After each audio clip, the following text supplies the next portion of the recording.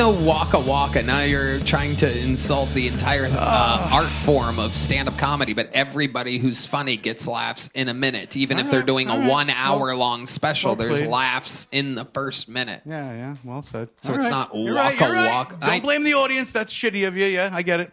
There you go. All right, let's talk about your embarrassing life. What do you got for us? Anything? Fucking horrible. I have horrible stories. Let's go. I started tattooing at an early age. My dad had me tattooing in the shop. Are you doing your material again? No. This is like what I do every day of the week. 13 years old tattooing, so I've been doing it my whole entire life. And I did the worst fucking tattoo in the history of tattooing, like to the point where it's on every website. It ruined my entire comedy and tattoo career simultaneously. What was it? The Down syndrome tiger? No, it was a Sopranos portrait of the fucking family. How do we find this? All you have to do is, you remember the show Bad Sopranos tattoo? Remember Ron and Fez?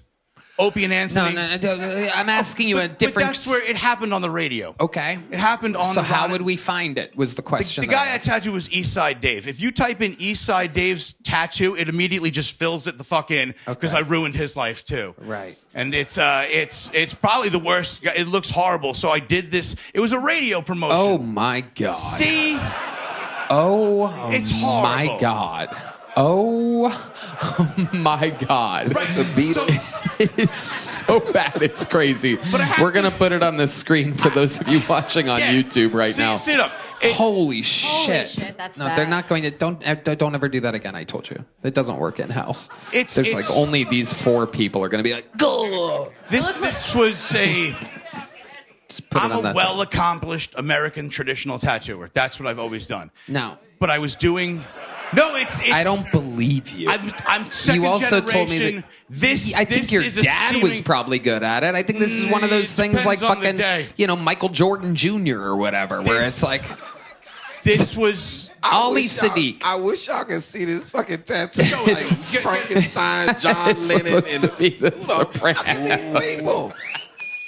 The tattoo is funnier than anything. This is what I say. This section is disgusted. There's people vomiting. Wow, oh my God, this is incredible. It's incredible. This is great podcasting, everybody. Red Band on the 1s and 2s. Wow, there it is. Good evening, radio fans, and welcome back to another episode of Davey Max Tales from the Satellite. I'm your host, Bobby Tamburo, and joining me as always is the star of the program, the man who's touched more careers than Epstein touched little boys. It's Eastside Dave McDonald. Yeah, I mean, once you said the word touched, just felt awkward. That's one of those words that is, I think, just disappearing from society, because it's like touch. Ooh. Yeah, no, right? Don't touch me. Don't touch me. Oh, are you a little touchy today? That kind of thing. But Robert, we are here. We are live. We are ready to rock and roll. We are going to give a fantastic episode because yet again, the Dave Man has gone viral. Sometimes it's of my choosing. Sometimes it's not. You just watched that clip of Kill Tony, one of the biggest shows on the internet. And today's episode is all about that Sopranos tattoo. I can't believe we didn't do the Sopranos tattoo episode yet. But you know what? I realize, it's like every week someone says, hey, how about this for an episode? Hey, about this for an... We got so many fantastic episodes. Someone just sent me, hey, how about the time you were mugged on the subway? I'm like, shit. Yeah. So I'm like, this is fantastic. But the bottom line is the tattoo artist, Rob White, went on Kill Tony this past week, episode 732. And around an hour, 18 minutes in, goes for about an hour, 18 minutes to about an hour, 22 minutes. He talks about the infamous Sopranos tattoo that went on my back. And to get it right off the bat, this tattoo literally has, I won't say haunted me, but it's followed me around. Absolutely. 15 or 17 years now. I'm not exactly sure what year this was on the Ron and Fez show. That tattoos had a longer relationship and impact on your life than most relationships. Yeah. Oh, absolutely. And the thing about it is, like, for instance, every once in a while, I'll just be on Facebook or I'll be on Twitter, and someone will say, "Hey, did you see this?" And it's yet another list, world's worst tattoos. And I swear to God, without fail, I'm always there. And these are just random tattoo lists. Oftentimes, they have nothing to do with radio, nothing to do with anything, broadcasting. No. Oftentimes, they're just tattoos or tattoo websites. And it's like, here's another, look at this list of really, really horrible tattoos. Without fail, mine always gets there. And I get reminded about it constantly. Now, do you get the plugs, though? Like, it would be good if you, every time you saw it, it was like at Eastside Dave McDonald with the Sopranos tattoo and a hilarious bit. Never. Someone sent me a YouTube video of top 10 worst tattoos of all time, and boom, the Sopranos one makes it. And it's not even like, hey, this is this guy Eastside Dave who works in radio, started out with the Ron and Fez show, and so on and so forth, does this, does that, does the Davey Max Sports program, the award-winning Davey Max Sports program, and this is his awful Sopranos tattoo. No one says that. No. What's crazy is, like, if they even put an ounce of effort in, they could probably get you for an interview. Like, you'd probably be down for that. Yeah, that's what I mean. Like, and we are also going to play later on. I mean, much later on. Maybe, after all the Ron Fez audio, we'll play the world's worst tattoo video. Yeah, of course. Now, and before we even get into that, I gotta start. Just let me. I'm not going to give all that away. I'm just going to say that's an example of me not even applying, like not trying to be on a list or a website or a TV show. They found me, but we'll get to that much later. No. We're going to start with that right now, because that clip does exist, and we got to start this episode with a Rob conspiracy right out the gate. Because as of late, you've been doing in a new hit show. The reviews are great with Aaron Berg called Modern Day Man. Right? Excellent brand new show that people are raving about. A lot of people, well, we never saw this pairing coming. We didn't either. But we had Aaron Berg on the Davey Max Sports program. He killed. He was like, man, that was really, really, really fun. And Bobby's like, well, that's the Dave man. He's like one of the most talented radio guys of all time. Whenever he's given an opportunity, he hits a home run. And so Aaron Berg's like, all right, let's do it. And now the show, just as predicted, is actually causing a lot of buzz. And we are looking to bring it to different places. Absolutely. But Aaron has a bunch of tattoos. He was talking about a tattoo cover-up he was going to get, which inspired you to discuss your time on World's Worst Tattoos. Yeah, that's weird. We just breakdown of that in the episode. Now, Tony's in New York. We just brought this up, is what you're saying. Before the Tony Hinchcliffe thing, what's the name of the show? Kill Tony. Before Kill Tony, we actually did a Modern Day Man episode, like days before we did a Modern Day Man episode talking about the Sopranos tattoo. Days before. Yeah, absolutely. And I was going to get to that because no, I don't think it's very weird. I think it's not that coincidental at all, because Kill Tony was in New York, where he performed on shows with your co-host, Aaron Berg, who we all know is a killer. If you perform with somebody who's really good at the craft you do, what do? You look up their stuff. Yeah. We all know the bucket pool on Tony isn't real. They're not just randomly drawing names out of a bucket. There are certain names that are getting drawn no matter what. There have been enough people behind the scenes. True? I mean, there have been enough people behind the scenes on Reddit who have pointed that out. So they're WWEing this thing. This thing is to some extent. I think they cherry pick some people. So next thing you're going to tell me that the Royal Rumble isn't established by a random order. I mean, that they actually, next thing you're going to tell me is that they actually plan out the entries in the Royal Rumble, which, I mean, no, don't destroy kayfabe for me, Robert. I saw at one point where he was like, Speed, you're just going to have to go. And then he put Speed out there. So it doesn't seem like it's that organized. I don't know. kind of Right. seems like a clusterfuck, if I'm being honest. Since Vince McMahon left, apparently the key to running a clean organization is just shitting on women. What but are we're you so doing? far from You're my getting, point. yeah, you're getting you. Let me just make a quick WWE reference. Get in and out. Yeah, no. It was a throwaway fucking Royal Rumble line. Now let's just go on with the show. Sorry, but so my point is, you see this new hit show coming. Oh, they talked about this tattoo. That would be fun to bring up on our show that's slowly losing fans and kind of starting to tread water. Which show? Which show? You're Kill us? Tony. No, Kill Tony. Oh, I'm geez. saying I think Tony saw Aaron kill, went and looked at what Aaron was doing, saw the clip of you guys breaking it down, and was like, oh, let's do this on my show because people seem to enjoy it. Yeah. I don't think it's a coincidence. I think yet again, Eastside Dave's getting ripped off. Okay.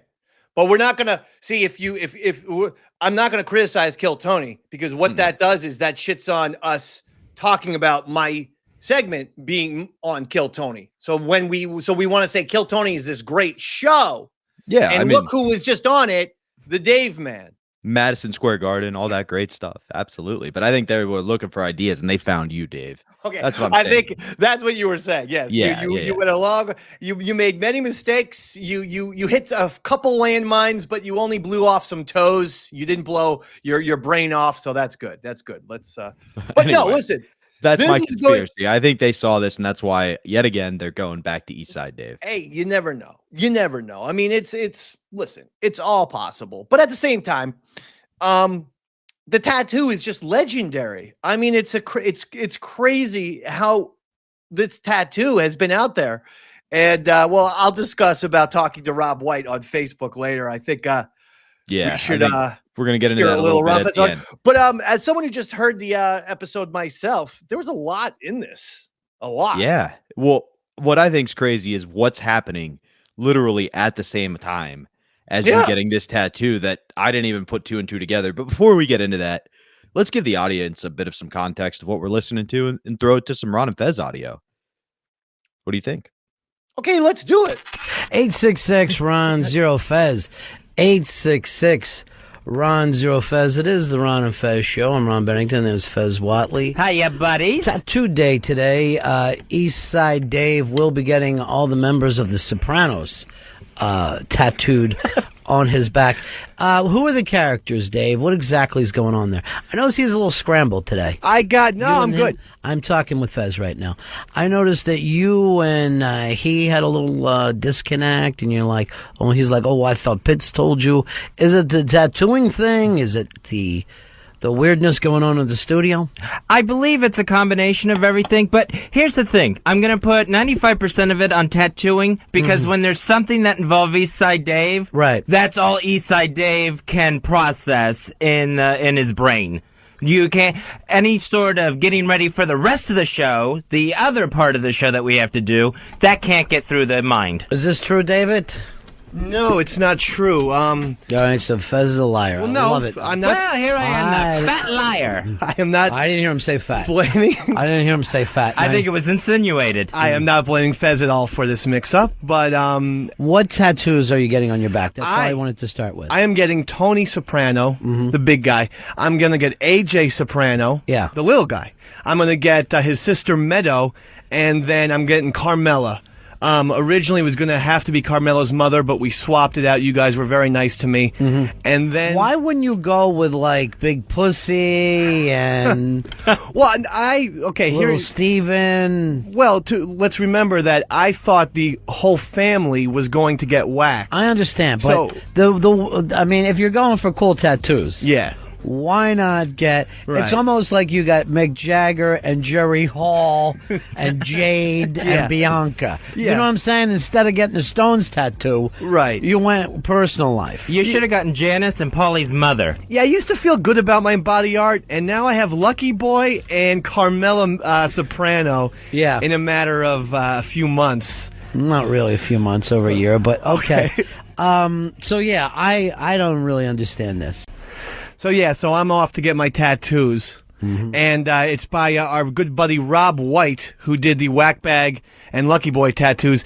He's from Cliff's Tattoo, and if you want to get more info on him, visit his website at whothefuckisrobwhite.com, all one word. Perfect. I give that plug to Fez. We'll send you back, and every once in a while you'll grab a mic. Yeah. And we'll be able to hear you. So there he is, ladies and gentlemen. He's paying off his Sopranos bet when he had a big radio psychic. And I still feel like David Radio Chase. psychic. Oh. Fez is doing the radio psychic. He's doing that Radio stuff now. psychic. So we're all falling into it. And none of it came true. No, I still feel like David Chase kind of screwed me because I believe had not had a blackout, they would have all been whacked. But hey, I'm here to pay the bet. That's all. All right, go ahead. Pretty big. Go get your tattoo. Boy, he's in and out of sanity himself. He really is. Because it's tattoo day. Oh, okay. Because he's got something to do. Because it's a Dave thing. So that's all he can think about is getting ink in his back. You want people to think about Fez at all times. Please. You're like Stalin, where he would bug people's houses and he wanted them to be talking about him. Good or bad, just talk about Fez. Yeah. All right, the tattoo is starting out there. As close as they can possibly get to us. 866-RON-0-FEZ, 866-RON-0-FEZ. Again, we don't have our other young intern who's done a great job for us, the Pepper Hicks, because I talked to him last night, Fuzzy. I gave him a call. His mom did not get operated on yesterday. They just gave her, painkillers. She's kind of doped up, and that operation takes place today. He thinks it's going to take her a long time to recover because it's both legs. And again, when you get past a certain age, when a woman's past a certain age, the bones don't knit up properly. It's much more difficult to heal and get around. So it is a scary time. But he asked me this question. Do you think he has a case, his mother has a case against the city? Now, here's I'll lay it all out for you. This gigantic steam pipe blows up in New York City. It's basically like a volcano is in the city. That much heat is coming off. Everybody around it starts to panic, run in different directions. This woman is walking down the street, already has a bad leg. She's trampled by people, stepped on, breaks an ankle, and splits on one leg, splits a kneecap on the other. So it's pretty tough things that happen to a middle-aged woman. But as far as the case goes, and I don't know legal things, number one, she did not get burned by the thing. What happened was people ran her down as they were running away from the problem. Now, if someone runs you down in real life, let's say, you walk out here now, a bunch of kids run down Fezzy, knock you down the street, they keep going, you break your hip. I don't think you could sue the city and say, I'm suing for my safety. Where were the police or whatever? Right.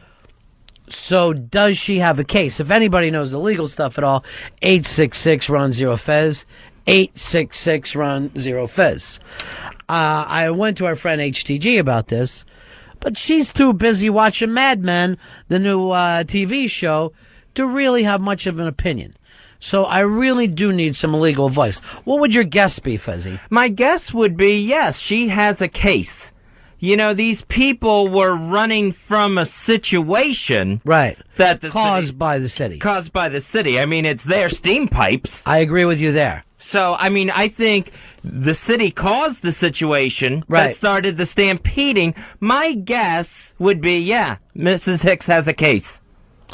Now, I'm a non-legal mind when it comes to this. HTG didn't give me the initial, this looks good. She said, well, maybe if there's a class action, blah, blah, blah. And when I say blah, blah, blah, it's exactly the way she talks. Blah, blah, blah. But I really don't have, Fuzzy, I know that you think I've been to law school.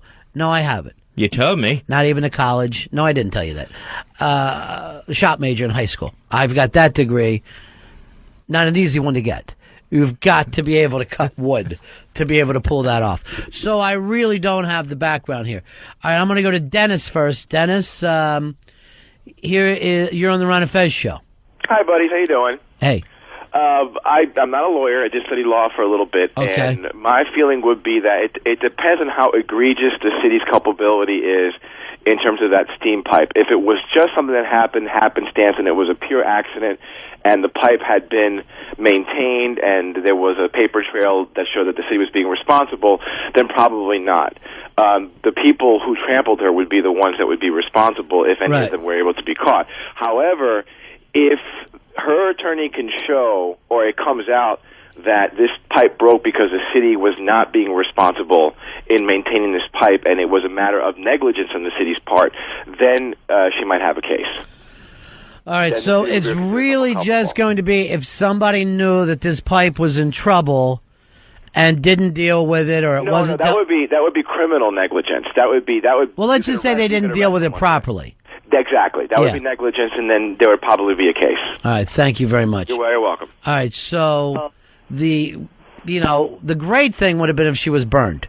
Right. If she was scalded, 99% of her body scalded, this would have been perfect for her. Tom, you're on Run of Fez. All the dumb luck. Hey, guys. Yeah. I don't think that, again, I'd like to go back to the previous caller. I think if they can prove any sort of negligence, lack of inspections, something along those lines, otherwise it's kind of act of God. You know, if the city can prove that it was inspecting, that it inspected on a regular schedule. Let me just ask you this, Tom.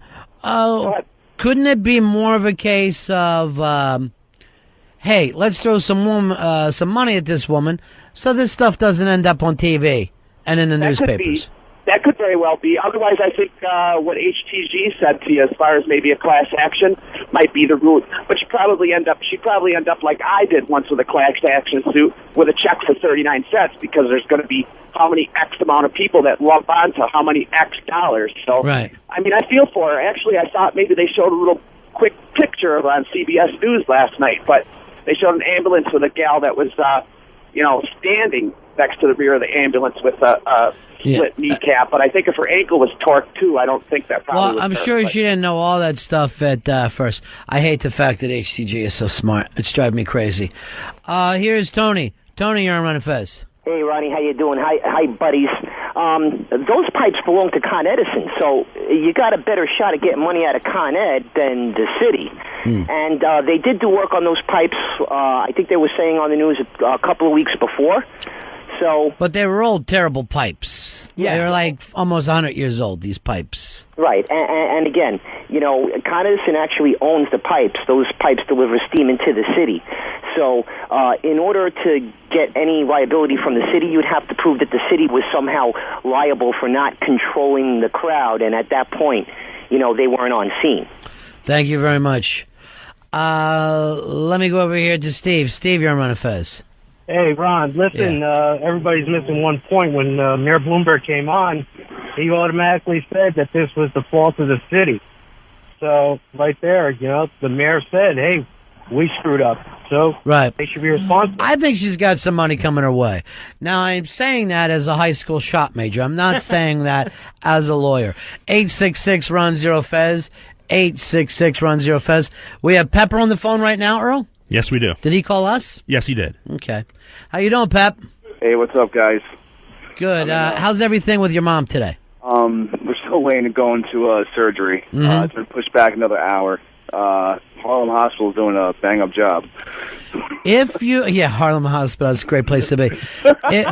If you need a kneecap, I'm willing to give you Fez's, because he doesn't really walk anyway. Good, she needs it.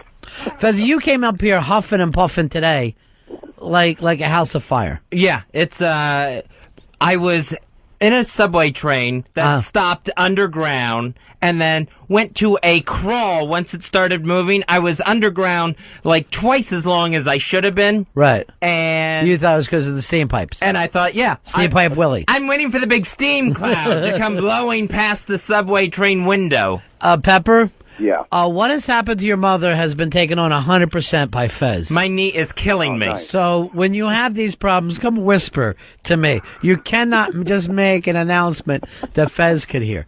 So did you really think that it was a steam thing? You thought there was problems down there? Totally, yeah. That's all I can imagine is that now everything's ready to blow. Yeah. Well, you're ready to blow, I'll say that. To get out of that train, I would have done anything. All right, Pepper. So your mom gets operated. We're trying to figure out if you got a case. What's the verdict so far? It's going back and forth. Now, obviously, we're trying. HTG has a friend who handles this kind of thing, and she's going to talk to him for you. Steam cases. Awesome. She's a lawyer herself, as you know, Yeah. but really only handles pal talk cases. So she doesn't like to get outside of the pal talk legal arena. Shit. The problem is that your mom did not get burned. Yeah. If I was you, I'd be pouring hot tea on her ass right now. I gotta find the stove. Yeah. Fuck. But it seems to me that any case against the city, against Con Ed, might be a good one just so they could shut this up to make sure your mom doesn't end up in the New York Times or on, 8 on your side or whatever these nutty things are. Like when you see that, it pisses the rest of us off. Why not help her? Arnold Diaz. Shame, shame, shame. We're not local, Fez. All right, so Pepper. Yeah. We're going to try to find out for you. Oh, but good. If anything, I'd try to burn her if I could. I'll get on that. Yeah. All right.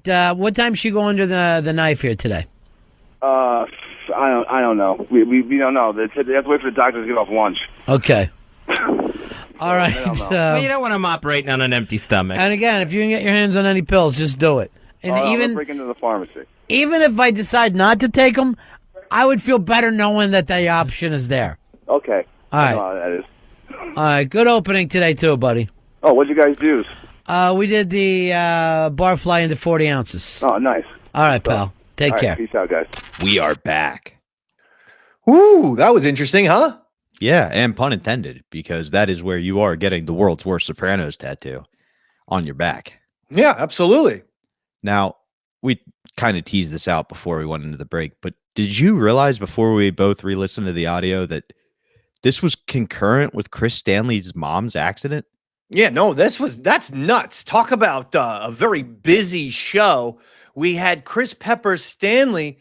This is that terrible incident where his mom was just walking around in New York City and pipes blew up from Con Edison pipes below ground. They blew up like a full-on explosion that blew up the sidewalk because there was so much pressure in the pipes of Con Edison that it blew up the sidewalk. And just as his mom, Chris Stanley's mom, is just randomly walking, she was there and she was a victim of this accident. I remember I couldn't believe it.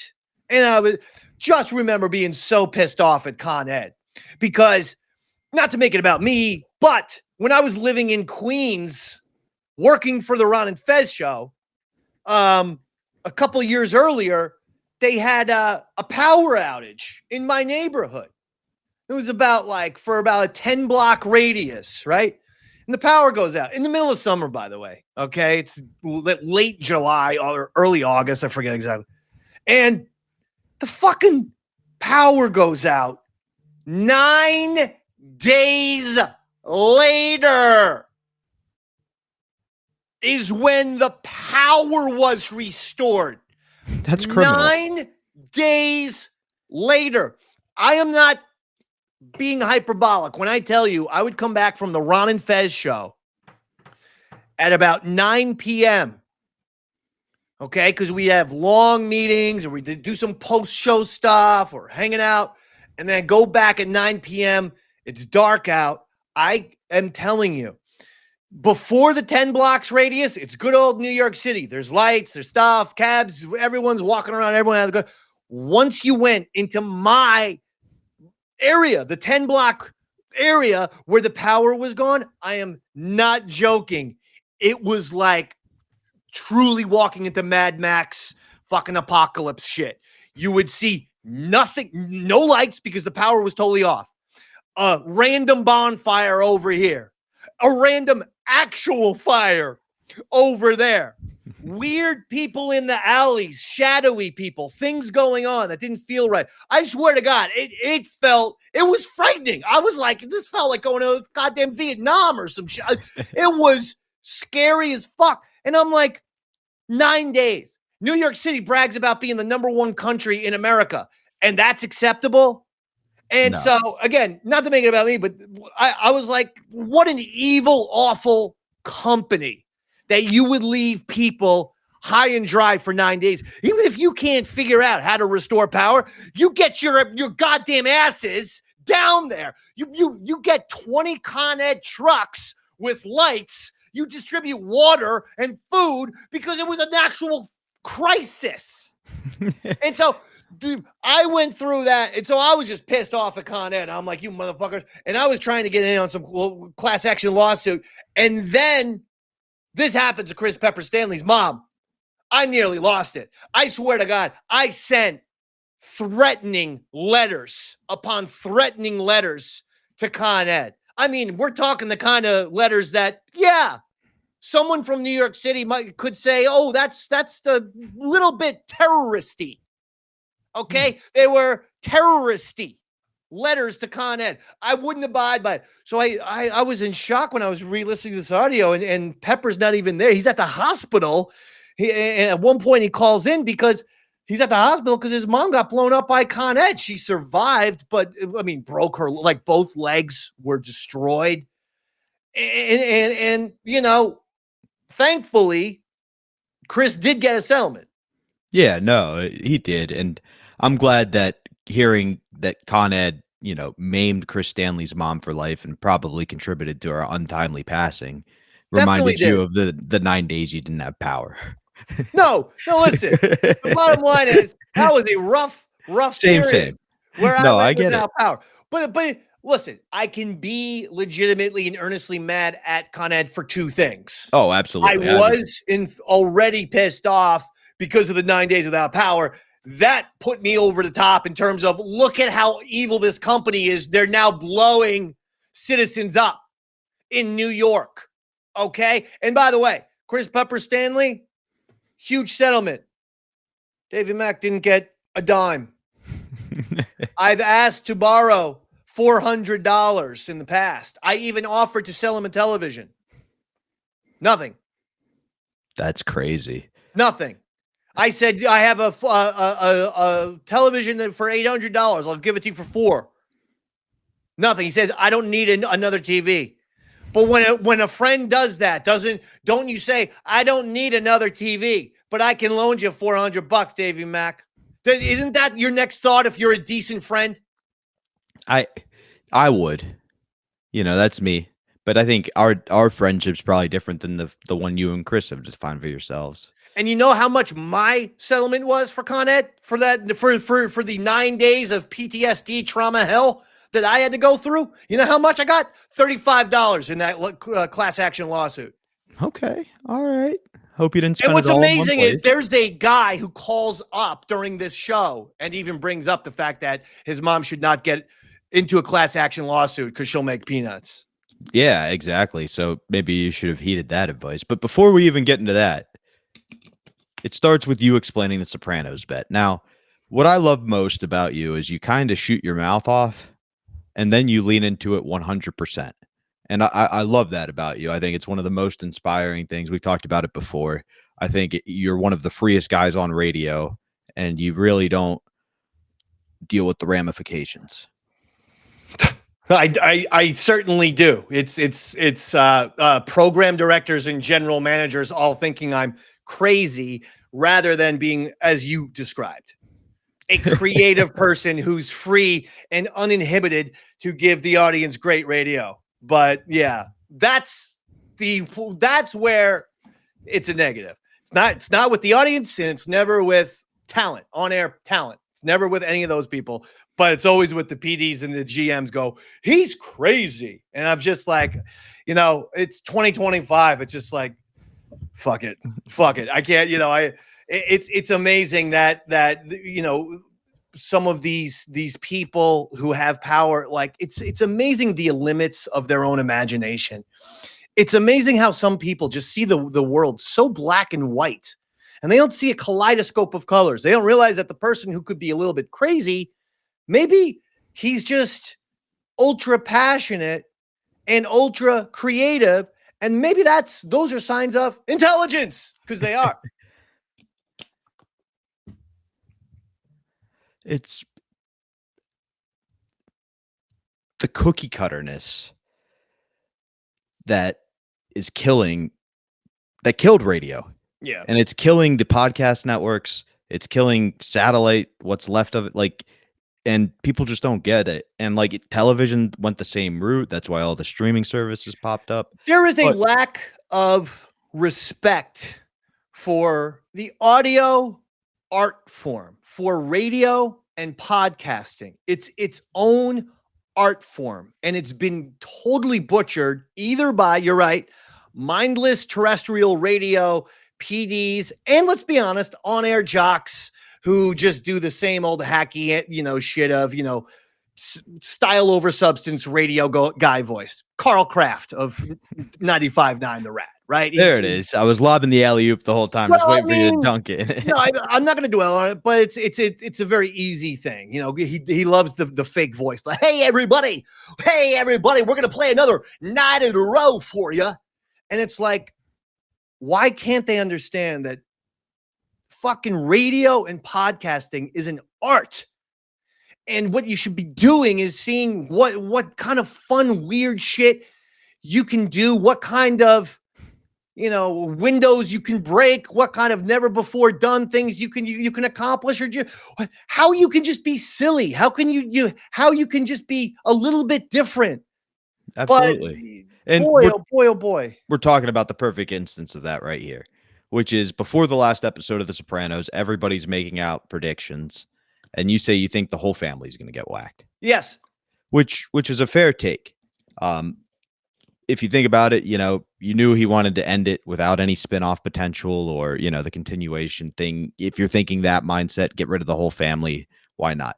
What was your mindset going in when you made that bet? I thought they were all going to get killed. Okay. I mean, my mindset was, I thought there was going to be, dude, I maintain I had it.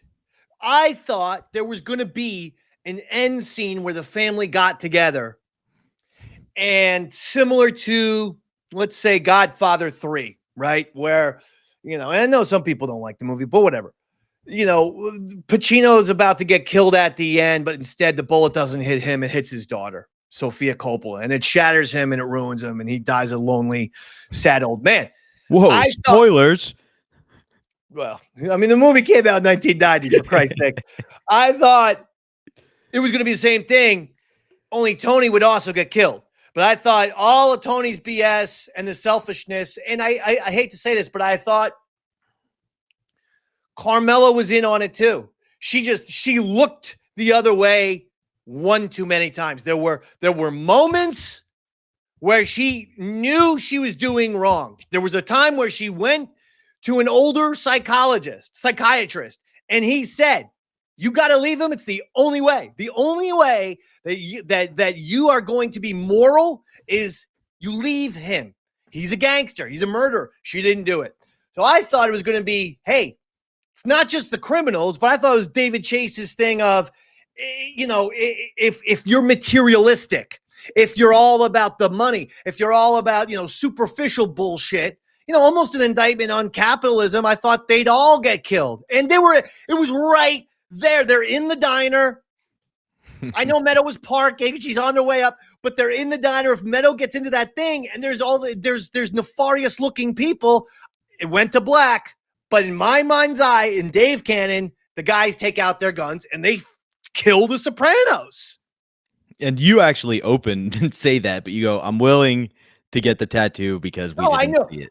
Which is, I knew the second if I went into that much detail on the show, I knew for a fact Ron would just be like, screw it, we're canceling the whole thing. He'd get super mad at me because he'd think I was backing out. And I wanted to make that very, very clear that I was not backing out. But I'm just saying, on a technical level, I maintain I was right.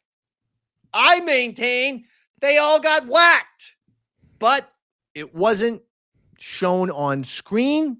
Okay. Thereby, I get it. I'm just saying, in Dave Cannon, the Sopranos are all gone. No, and I could see that. Now, I will ask, you did get to swap Carmela's mom for her.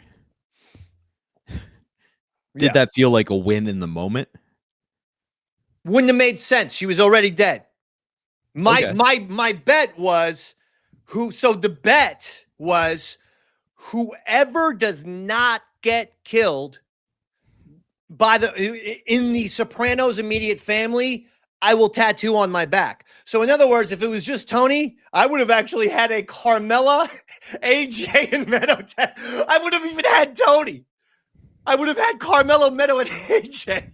Jesus, dude. Or if somehow Tony and AJ got killed, I would have had Carmelo and Meadow Soprano, the two ladies, tattooed on my back. So it was whoever in the immediate family does not get killed on this series finale. That's what it was. On the series finale, I get tattooed on my back. And since all four survived due to the bullshit David Chase blackout thing, I had to get all four of those people on my back. Tony's mom was dead after season 2. Fair enough. Or maybe they did the CGI in the beginning of season 3, but you know what I'm saying. It more felt like in the moment it was kind of a win, but then when you inevitably saw what you got, it didn't really matter. You know? Carmela is the one that looks the weirdest because she has a mustache and beard. And the black eyes. What's with I said before, she had an Ace Frehley from Kiss type of look to her. Black eyes, and I don't know. It was weird. It's not good. Not good at all. Sorry, I was dwelling on your tattoo. Now, the next question, we have Rob White from whothefuckisrobwhite.com in studio to tattoo you. Now, he obviously is what kicked off this whole inspiration to talk about it with his appearance on Kill Tony, but this isn't the only tattoo he gave you, right?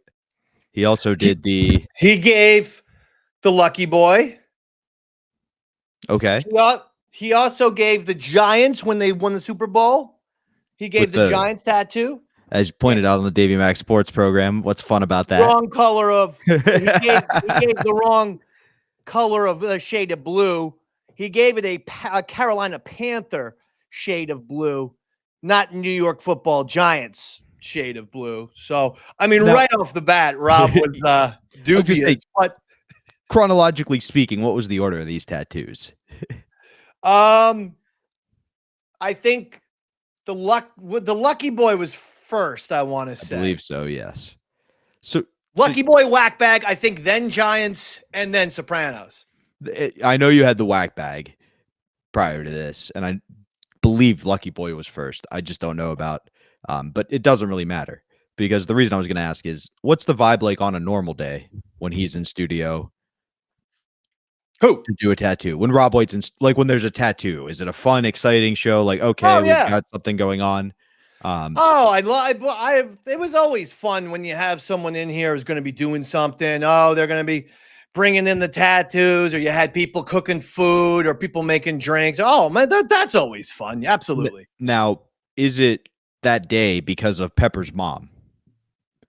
No, this was booked. No, this was booked. No, I'm saying because of Pepper's mom's incident that day, what was the vibe like? Was it abnormal? Was there a sense of nervousness about Pepper? In addition to this one thing, how do you balance the two? I mean, there was some nervousness. There was nervousness about the tattoo, about how well it would come out. And then being down a guy, maybe a little bit, because on a big show like that, where I'm laying down and getting tattooed, now all of a sudden I can't help out. I can't do anything. So in other words, it's almost like being down two guys. Yeah, no, absolutely. But I like that the nervousness is about the tattoo coming out badly, not about Pepper's mom, who you don't know if she's going to make it yet at this point. No, I knew. He said his mom was alive. She calls in halfway through and goes, she is alive. But no. Well, no, we knew she was alive. I worked with the fucking guy. I was in communication with him. I talked to him. He's like, yeah, my mom's, she's going to make it. She's going to be fine. And then he had, this is funny. She's talking in the hospital, and I'm in my fucking apartment, and I was livid. again, like I said, because of Con Ed. And yes, because, the 9 days of no energy hell was a factor. But nevertheless, I'm on the phone and I'm going, this total bullshit. They're murderers, Chris. They're murderers. And I go, you got to find a lawyer. You got to get millions, dog. You got to get millions, dog. Get your and it's like, he's like on the phone. He's like, okay, I can't, like, I know, I hear you, but you're being loud. Like, I was being too loud on the phone while he's in the hospital. Like, he was embarrassed because nurses were hearing me yell. But I'm calling Con Ed murderers and demanding that he gets $1 million minimum in settlement. I'm like, you're gonna be getting money though. Listen, she's gonna make it. She's okay, right? Okay, if she's okay, next thing we got to worry about is lawyering up, and let's get our millions, Daddy. Come on, baby. And then we're going to go to the horse track, Pepe. And then we're going to go to the horse track, Pepe. We're going to put the money down on the horse track. Yeah. Ooh, Belmont and Davey and Pepe. Yeah, that's what I thought we'd be doing, is spending some days at Belmont with his $1 million. Yeah, life would have been good if he had listened to you. Oh, that's why he goes, okay, I have to go. I really have to go. I'm in the hospital. And he basically hung up on me. That was the day before, though. That's funny.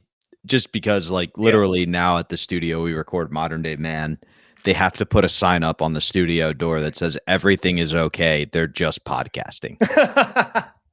Well, so some things don't change. Well, my mom said the other day when she came home, because I'm between residences. Still, you know what I decided to do the other day, Robert? I figured, you know what? I decided I feel like buying a house.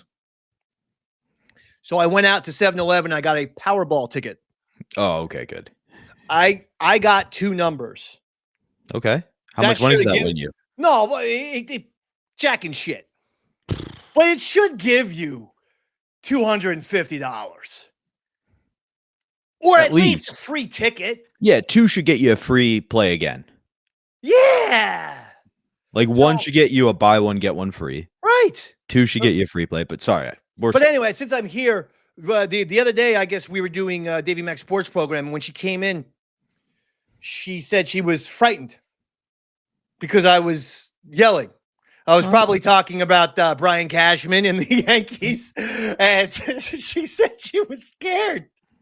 Well, and I go, Bob, no. If you ever hear that from me, I'm on the air or I'm having a phone call with Robert.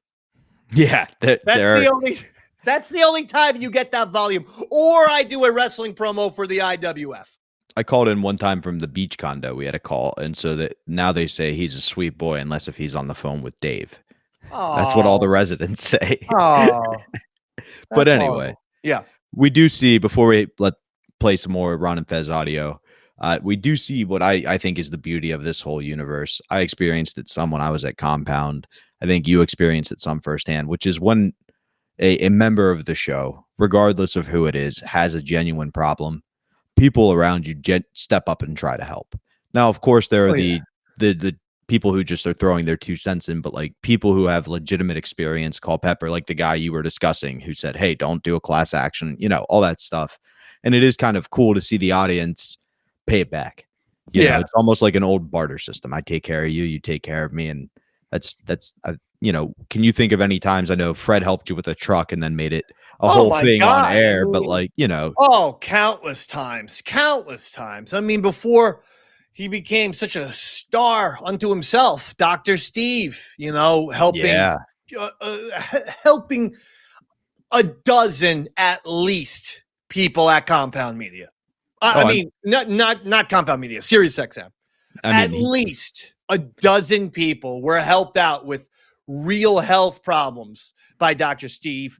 Oh my gosh, we had so much help. I mean, all the regulars were always helping. The Mikey boys, who would help out doing stuff. I mean, he's a lawyer and he's smart and he's organized and stuff like that. Yeah, Mooch. I mean, my God, we had so many great people. I mean, it was one after another. It's almost too many to count. I just, it's nice to be able to fall back on. It was great. Memories. I mean, it's fantastic. That's a fantastic aspect of radio and podcasting, is that the immediacy of radio and podcasting you can't get anywhere else. That's why I call it a unique art form, because the immediacy, it's impossible to get it anywhere else. I know if you go to a stand-up comedy show, the guy's right in front of you. But what I'm saying is you get an intimate nature with a microphone and someone just spilling their guts or acting like an asshole or being antagonistic or acting like a jerk off or being goofy or singing songs. You get an intimate connection with that people. I do. Every podcast that I listen to, I feel like they're my friends. I feel like these are my buddies. And when they're like a day late, this is why I'm always on Robert's ass. Robert, where's that show? Robert, you son of a bitch.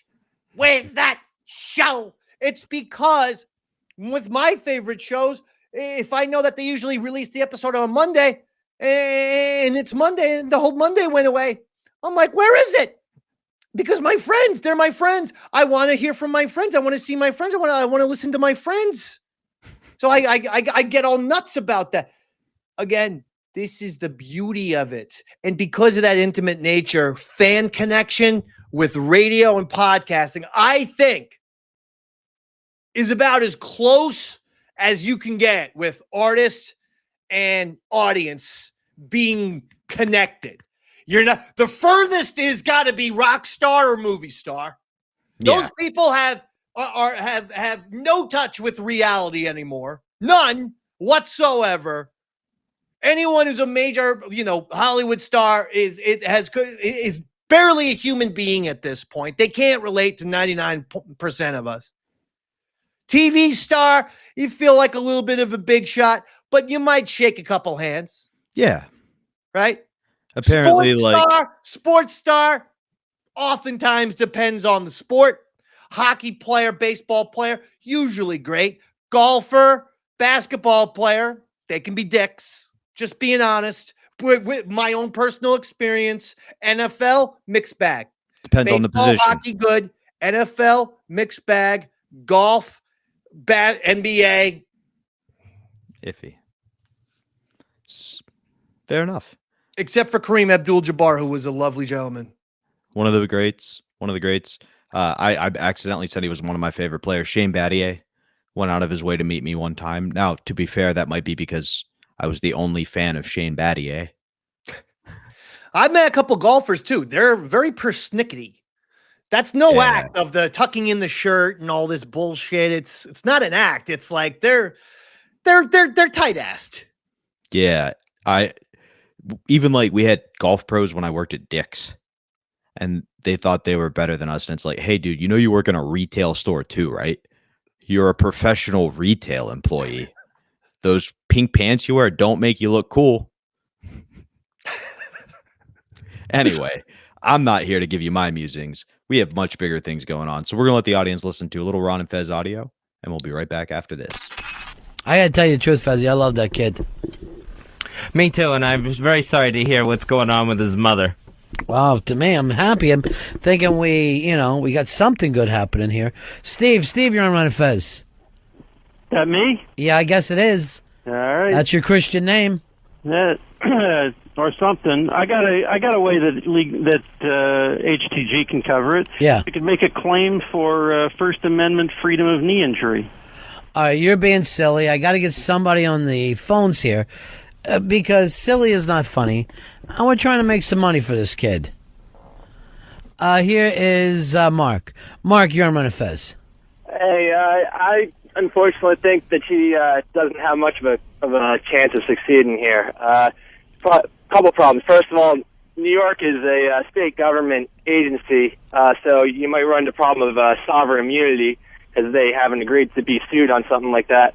But you're also going to have a problem of whether or not the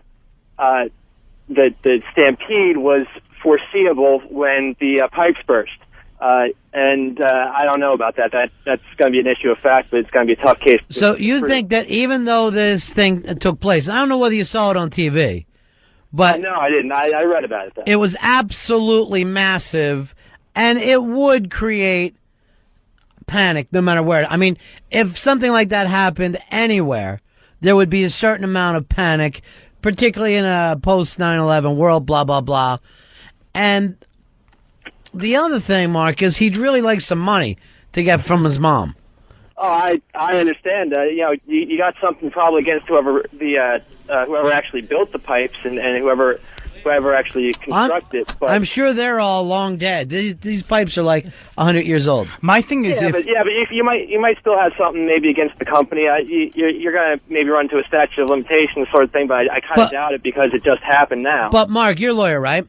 Yeah. Don't you think if either the city or Con Ed would like to get rid of this story and maybe throw out 6 figures like it's nothing? I would. That's a public relations thing, and that's another story altogether. And Con Ed can definitely get sued, but the city, you're going to have a tough road to hoe on that one. Let me tell you something about this city. We built this city on rock and roll. We didn't. I just made that up. It really isn't much of a rock town. Now, with the, just citing another case, there was the woman that got hit in the head with the Macy's Day Parade balloon. It's very weird. I was going to say the same exact thing. But there they could prove that the balloon that they were in charge of caused it. Right, yeah, but that was also the city paying a settlement to that woman and not Macy's. You are right. But we don't know what the Macy's Day deal is, if anything goes. Right. Like, the Macy's is not responsible for everything up and down that street. They're not responsible for security, so we don't know what their deal is with the city. All right, thank you very much, Mark. I was going to say, you brought up 9/11. The city was sued for 9/11, and it had nothing to do with it. Like, they found all the stuff wrong with the firefighter equipment, and they went back.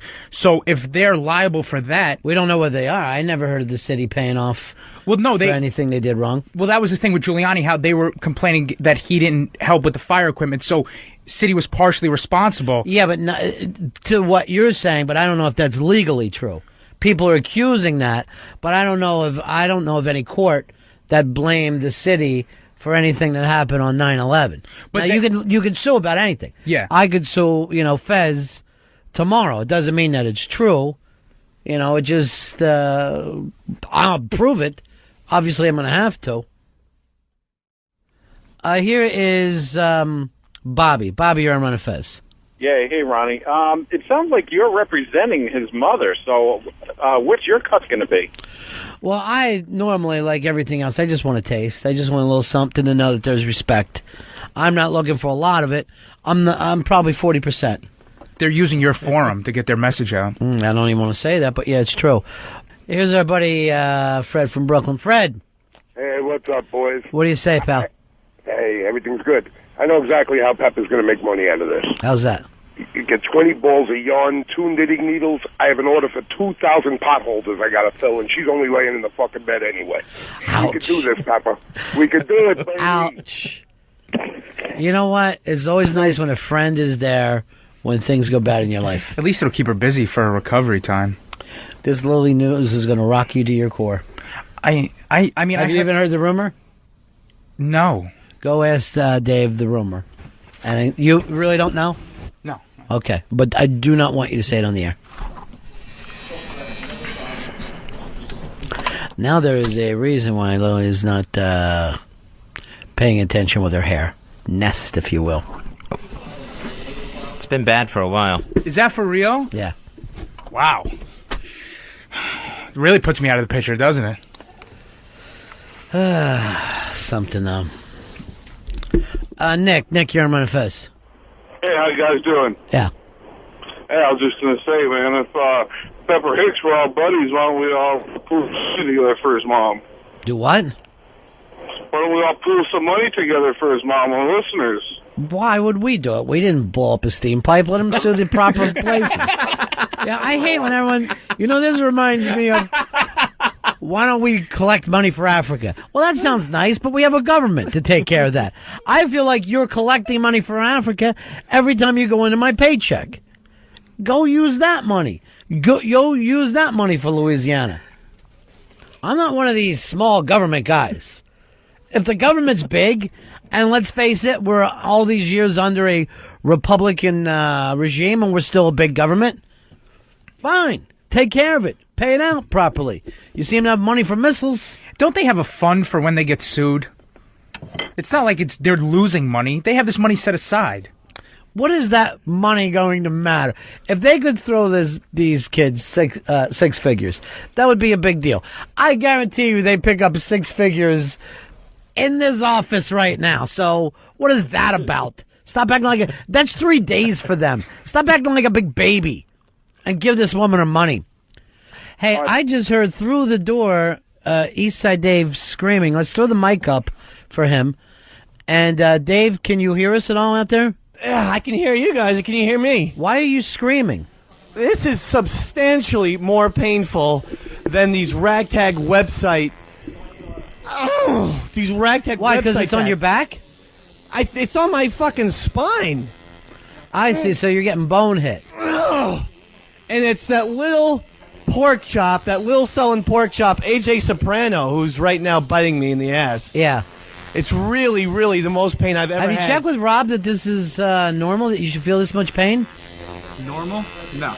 No. It sounds like he's having a fucking baby over here. All right, so he's being a baby himself. I don't feel like I'm just trying to grunt through the pain. That's yeah. I don't think Nico's mic is turned up. Just Dave seems to be on. Is yours? Speak into it. His is up, but it sounds like he's having a baby over here or something. We're having a gay experience. I don't know. All right, so it's not all bad. You are going too far with it. I'm not David. going too far. You are in pain when you shouldn't be. Act like a man. Oh, okay. Maybe if I make my grunts deeper. Yeah. Looking at the work that Rob is doing right now on Eastside Dave, and even though Dave is screaming, this thing is perfect. It is a beautiful piece of work. To me, it looks like Mount Rushmore, but with the Soprano family faces. Ah, very nice work. That's Rob White. He works out of Cliff's Tattoos. For more information about his tattoo work, you can go to his website, whothefuckisrobwhite.com. And Dave is still screaming up a storm out there. Let's check in with David. Dave, how you feeling, buddy? Oh, I'm still in a lot of pain. All because it's the back? Yeah, it's all because I guess the back and, my arms have more flesh. As you've called them, I have fat, skinny arms. Right. And ziti. Yeah, like stuffed ziti arms. Yeah, I'm not in great shape arm-wise. So, but my back doesn't have a lot of skin on it. And your arms look like someone shoved a lot of cottage cheese in the sausage case. Right, okay. You didn't have to. I think we got it from the fat but I'm reference. just saying. Yeah. Now, here's what I worry about. You've never had this kind of pain when you got your arms done, right? No, I haven't. I'm worrying about the amount of endorphins being released that starts to rush up to your head and gives you that spacey feeling. I am feeling This a is little when a lot of woozy. people will pass out or faint, and you are kind of white right now. I feel a little woozy ever since you said that, actually. Like, I don't feel that good. I know. I mean, you have that almost like the same look that you had the other day when you were sick. Yeah. So I worry, and I mean, sometimes it'll create a feeling of, nausea. Oh, yeah. And vertigo. It all starts to go back. It feels like there's like 2 of you, actually, now that you Sometimes it'll even start to spin or whatever. So the room's going around. I feel like I was on the rotor from Great Adventure. Right. I don't feel very good. Don't keep. I know what you're trying to impart information. It's perfect work he's doing on you, though. All right, I gotta tell you, this is going to be your finest tattoo. Thank you All right, I very gotta go much. back to Paulo now. We got him on another phone. Best of luck to you, though, Dave. Dave getting his tattoo work done, Fez. Getting these 4 Soprano faces put on his back. From Rob White, from Cliff's Tattoos, whothefuckisrobwhite.com. Rob White's the guy doing the tattoo work. That's his website. It's got a hot chick, too. I dig that. You ever notice tat guys always have hot chicks? Yeah, they do. I don't know whether it's the artist thing or whatever, but it really works out. Dave, what are you screaming about? Every so often. It's just what's worse than anything I've ever had. My brother ran my foot over with a car. Whoa! And was that a nice tat? That wasn't a tattoo, Ron. That was my brother running my foot over with a car. And this is hurting more. Yes! Wow. I can't reiterate the fact. You got my mic up? Can you hear me, Fez? Yep. Let me. All right. The work is amazing, but it's the pain that's getting to you. Yes, the pain hurts. I can't actually. There's a lot of blood too, a lot more than I expected. I don't think there's anything that could be done to make this more painful right now. I'm in an. Now, Dave, does it burn? Is there a burn at all? Ow! What? You took a lighter and just burnt the tattoo. I was trying to show you the difference between one pain and the other. Okay, so you're not in pain. This is beautiful, beautiful work, Dave. Don't burn it then. I know, but or my back. Stop trying to be a baby. You burnt me. Now that sounds like baby talk. All right, it's going to look fantastic. I hope so, but goddamn, Carmela's got a lot of hair. I mean, and by the way, did he have to choose the second season Meadow when she looks more like Janice Soprano? Just stop being a baby. Younger. Now, She is as big as a fucking looks house. great. Now, would painkillers help? Yes, they would. I took them, and Thank you. I'm so relaxed right now. Great. So you're taking my pills and burning me. I mean, honestly, I am so high on these painkillers I could burn you and not care. That's the thing. Yeah. That's how much they set down. I believe you. You Yeah. just did. That's the thing. Do we have time to... Seriously, are you on my actual spine or? Yeah. It really is bad. You know what part of the problem is, Dave? And I'm looking at the matted red mess on your chest there. Okay, yeah, there's You probably have a lot of back hair as well. Right. So that's probably cutting through. That's AJ's goatee. I don't know what happened. So that's Rob White doing the tattooing from Cliff's Tattoos. For more information about Rob and all his work, check out whothefuckisrobwhite.com. It's difficult for you to say fuck, isn't it? I noticed it. that. I struggle with it. Why? I don't like to say the word. Why? It sounds unnatural coming out of my mouth. What if it was guy fuck? Would that help you a little more? Who the guy fuck is Rob White? Yeah, that was a lot easier.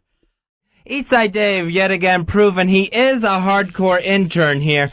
Paying off his bet. He's getting a Sopranos tattoo. It is 4 of the Sopranos faces. Yeah, rough news for Dave to hear that he's back to being an intern again, though. Oh, what? That's the tough thing. You turned out to be Tuttle, the hardcore intern. No, producer. All right, let me take a good look at what's going on. The work is amazing. We are back.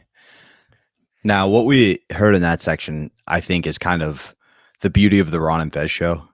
A lot of other shows would have a guy getting a tattoo. That would be the focal point, right? They would talk to him the whole time. But what they kind of do throughout the rest of this is set up a compare and contrast almost of you going through tattoo pain versus people dealing with real life pain. And I think it's very funny. So you're getting tattooed. We hear your pains in the back while we have callers calling in to give Chris legal advice. What a weird. I mean, very, very interesting show. Now, a little behind the scenes. This was I was outside the studio for this, which was interesting because we had a huge studio. So I'm not exactly sure why they put me outside the studio for this one, because I believe in the past, especially with like the Giants tattoo, I thought I did the Giants tattoo in studio.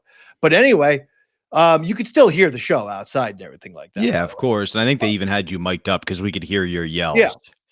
But it was just very odd, like, being a producer, having a microphone, trying to, get tattooed and just having like radio producing thoughts in my head the whole time. Because this tattoo is a lot bigger than Lucky Boy 2 seconds, Whack Bag 2 seconds, Giants 2 seconds. The Sopranos thing was big. Took about an hour if you listen to and that's the audio chop just to the parts about the tattoo, let alone the entire show. So right. But so that's why when Ron goes outside, he must have gotten a handheld mic from Earl to go outside and to do that. So that's a little interesting right there. Now, is that something you guys plan to be like, okay, because we see initially the Pepper help is kind of the compare and contrast, right? Like Pepper's mom's going through this actual pain, then you go through it. Then Ron's going on a passionate rant about how the government should be in place for this, and this is where the real money needs to go, not to Louisiana for the hurricane and all that good stuff. Like, is that something that's planned ahead of time? I know we're working with the greatest on the ball, on the fly entertainers around, but what planned? Like the list of topics, or not topics, but just the idea of like, okay, we're going to talk about this while Dave's getting his for this show was the tattoo. Everything else is just good old fashioned show prep. Check in with Pepper, story about, Fez had some story that he went into, that's just good old fashioned show prep. So the show prep, like we've discussed before, you're going to get 7 to 10 stories, combination of sports, celebrity, and something wacky, and then maybe something that everyone's talking about, like an actual news story that's out there. And then you're going to have your slices of life, your weird, thoughts, questions for people. How many 10-year-olds can you beat up at one time? Yeah. That kind of thing. So, I mean, as far as I recall, yeah, it was just check in with Pepper, Dave Tat, a couple other little topics, but just, nothing out of the ordinary. Just, and thankfully, not thankfully, but Pepper had this going on. So obviously that's going to have to be part of the show too. Oh, yeah. You know what I mean? And now, I think we also want to explain why he wasn't there. Yeah, absolutely. And that, did any of this actually lead to help from Pepper? Now, we know he eventually got some settlement.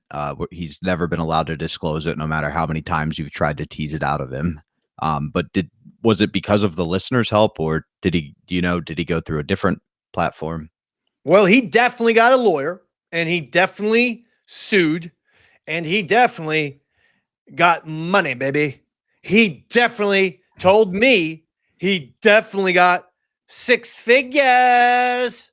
And he's definitely not sharing any of it with the Dave man. I mean, he got 6 figures from Con Ed, and all my point was when him and Bronx Johnny, and he hates when I bring this up, but it's a fact. Maybe he hates it because it's a true fact and he realizes he doesn't have any comeback for it, because the bottom line is when Johnny and Pepper were interns, I gave them many, many Yankee tickets. My family was Yankee season ticket holders from 1983 to 2008. Okay. And so we had playing games. I must have given them 6 games. Wow. Okay. We're talking $400 to $500 worth of Yankee tickets. Easy. Davey Mack is just saying, you don't. And the other thing, when they were interns, I realized they're lowly interns. They're not worthy to shine my shoes. I realized that Bronx Johnny and Chris Pepper Stanley are the piece of dog shit stuck on the bottom of your shoe. So I knew they didn't have any money. So when they were interns, the guy who's in charge of interns, good old Dave, what did he do? Let's go on a Friday. Let's go to PJ Clark's, or no, excuse me, PJ Sullivan's. Yeah. Let's go over there and get our drink on. And guess who pays for all the drinks? The Dave man. And it's not like I was some $1 million dollar baby. I told you I was making $37,000. So we talked about it last episode. Yeah. I'm giving out the drinks left and right. You'd think the Johnny's always been here for us. Yeah. You know what? I can't let you talk Johnny. that. Forget Johnny.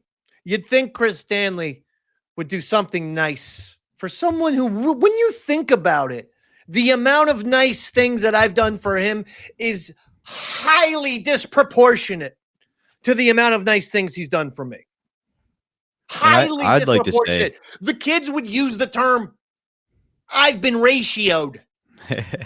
and the fact of the matter is, that is the truth a little bit. I'm just saying, you got all that money. He's obviously gotten probably multiple raises by SiriusXM at this point. You can't give me a few $100, Daddy? I don't know, man. I'm with you. But we're talking about tattoos, not because I got to make it rain somehow. Stanley. not Daddy Warbuck Stanley. So I got to make it rain, though. I got to make it rain. I gotta, if he gives me a few $100s, I'm telling you right now, we're getting some Powerball tickets. We're getting some Mega Millions tickets, and we're hitting the horse track. Is anyone certain Bobo's not like a Rain Man savant? Because that might be the best way. He goes to a lot of Mets games, doesn't he? He does, right? Like, how is he able to afford that? Well, I mean, I think people take care of him kind of like we were talking about earlier. Wow. You know? And honestly, we're not talking about Bobo today, but like the shit they put that kid through. God love him. He deserves it. We love Bo, and absolutely, Bo. He loves the Mets. Go have fun at Citi Field and enjoy your little New York Metsies. At least he's having some joy this year. My Yankees have put me in just a horrible mood because after the Knicks got to the Eastern Conference Finals and then choked to the Pacers, and Notre Dame gets to the championship round, they choke, and the Giants are a disaster. Yeah. It's like I needed the Yankees, and they play like this. They play like absolute hot garbage. Come on, man. No, I feel you. Now, the tattoo. Speaking of things that are painful, you describe as the worst one you've ever gotten. Yeah. You compare it to a gay experience. I'm not going to say it because I don't want to be derogatory on air, but let's say you would be the Yogi Berra in a gay experience. I'm saying that I'd rather receive anal sex in my bummy. Yes, you were. Now, I'd rather have. Hold on.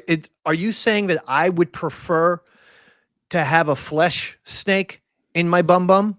Jesus, I would not. Is that what you were saying? I mean, that's the same idea I'm putting out there, but I would not use those words. Are you saying that I'd rather have a pink pretzel rod in my derriere than get this Sopranos tattoo? Is that what you're saying? I am saying that, yes. Well, guess what? You'd be saying correct things. Jesus.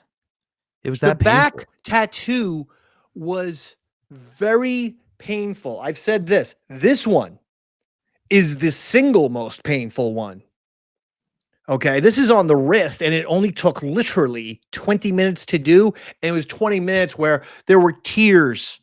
Oh. Tears streaming down the Dave man's face. Oh, that's the physically most painful one. Physically. I thought it was like emotionally, because that's what you got. But let me tell you something. The Sopranos tattoo on the back was horrendous. It was crazy painful. And what okay, so here's a little behind the scenes thing. Okay. Mm-hmm. What I generally do on Ron and Fez is if I feel pain, I just let it all out. I never, ever, ever am faking the pain, faking the reaction, or faking like anything.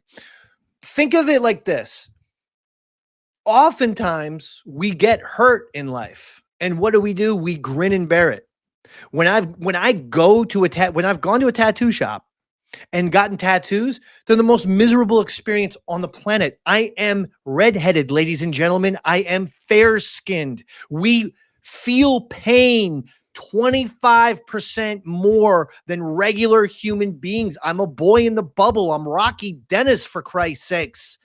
I just having this hair color makes me a freak worse than John Merrick, aka the Elephant Man. And the point being, the skin's so sensitive, it really does hurt.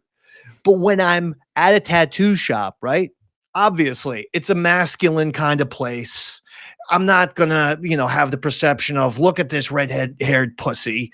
So but if you were to see me in a tattoo shop, this is the face I would make. And you wouldn't hear anything, but you would see this. So, in other words, when I'm on the air, when you're on the radio, there's no point in holding back the audio. Yeah. So, in other words, any pain that I feel, whether I was the time where I was dominated by the S&M ladies, or the time where, hijinks, hot sauce on the head, or the tattoo on the back, that is actual real pain. It's just an ordinary grown man doesn't usually vocalize his pain, is my point. An ordinary grown man, doesn't scream the way he could if he wanted to. Yeah. I just decide I'm going to just let all the pain out. But none of that is fake for the record. No, you just aren't holding it in, which is awesome. Now, I will ask. Which grown men do. Yeah, of course. On the radio, this is not good radio. Ready? Ugh. Yeah. No. What you just did was audio. Oh, yeah. I didn't even So, no, going like this. Just, clenching my teeth and kind of making this hurts face, but not doing anything. If you're doing no audio for the radio, it really does suck. And I think to get it back to the Ron and Fez show, one of the best things that the Ron and Fez show did much better than most shows is always capturing good audio.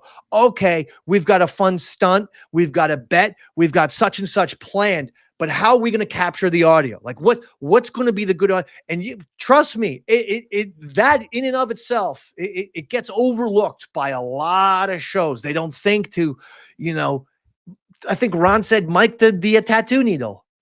Yeah, so you get that background atmosphere. Because you get this whenever, brilliant. Yeah. Brilliant. So that really is a thing. I think that's a separator from Ron and Fez. And it's something that I've tried to maintain with DMSP, Modern Day Man, stuff like that. It's always got to sound good. It's always got to sound good. The sound is more important than anything. Which is why we got you that fancy new mic and got you the new setup to make it amazing. $500 this microphone was. $500. That's why I needed that money from Chris Stanley, Daddy. Well, we're going to listen to some Chris Stanley now, and we'll be back after this Ron and Fez. Absolutely amazing. The back is hideous. That's what scares me. Is that... You're talking about my actual back. Yeah. My skin. This must be like tattooing the lunar surface. Okay. There's so many pockmarks and bumps on here. Well, I am not, Miss Smooth. You know what you should have looked at is all that skin cancer. It's Right. probably not the best thing to let it grow like that. It's a map of Asian skin cancer on your back. We don't have great pigmentation in our family. I'll be the first to admit that. But hopefully, these new Sopranos tattoos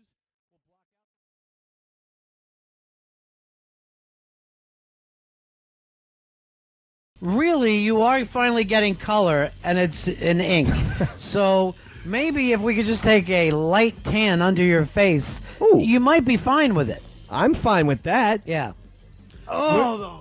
Were you even a big Sopranos fan? Yes, I'm a huge fan. Come on, I own all of the seasons on digital video disc. Mm-hmm.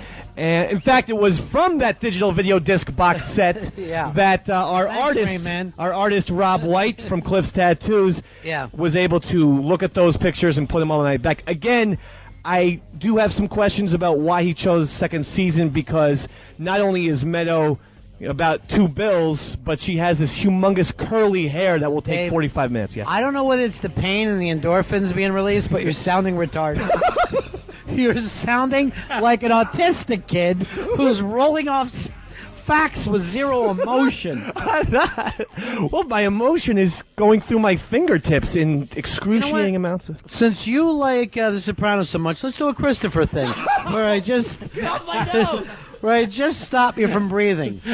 There's no reason to plug my nose and disallow me to breathe through it. Oh, God. You're retarded from pain. The blood is running away from his head. Let's get another ambulance in here like earlier this week. Call his wife and tell her where to meet. Well, you actually don't need to do that. 2 birds with 1 stone. Rob brought his girlfriend, Nicole, who's an EMT. Oh, perfect. We should hire her full time. Oh, Daddy.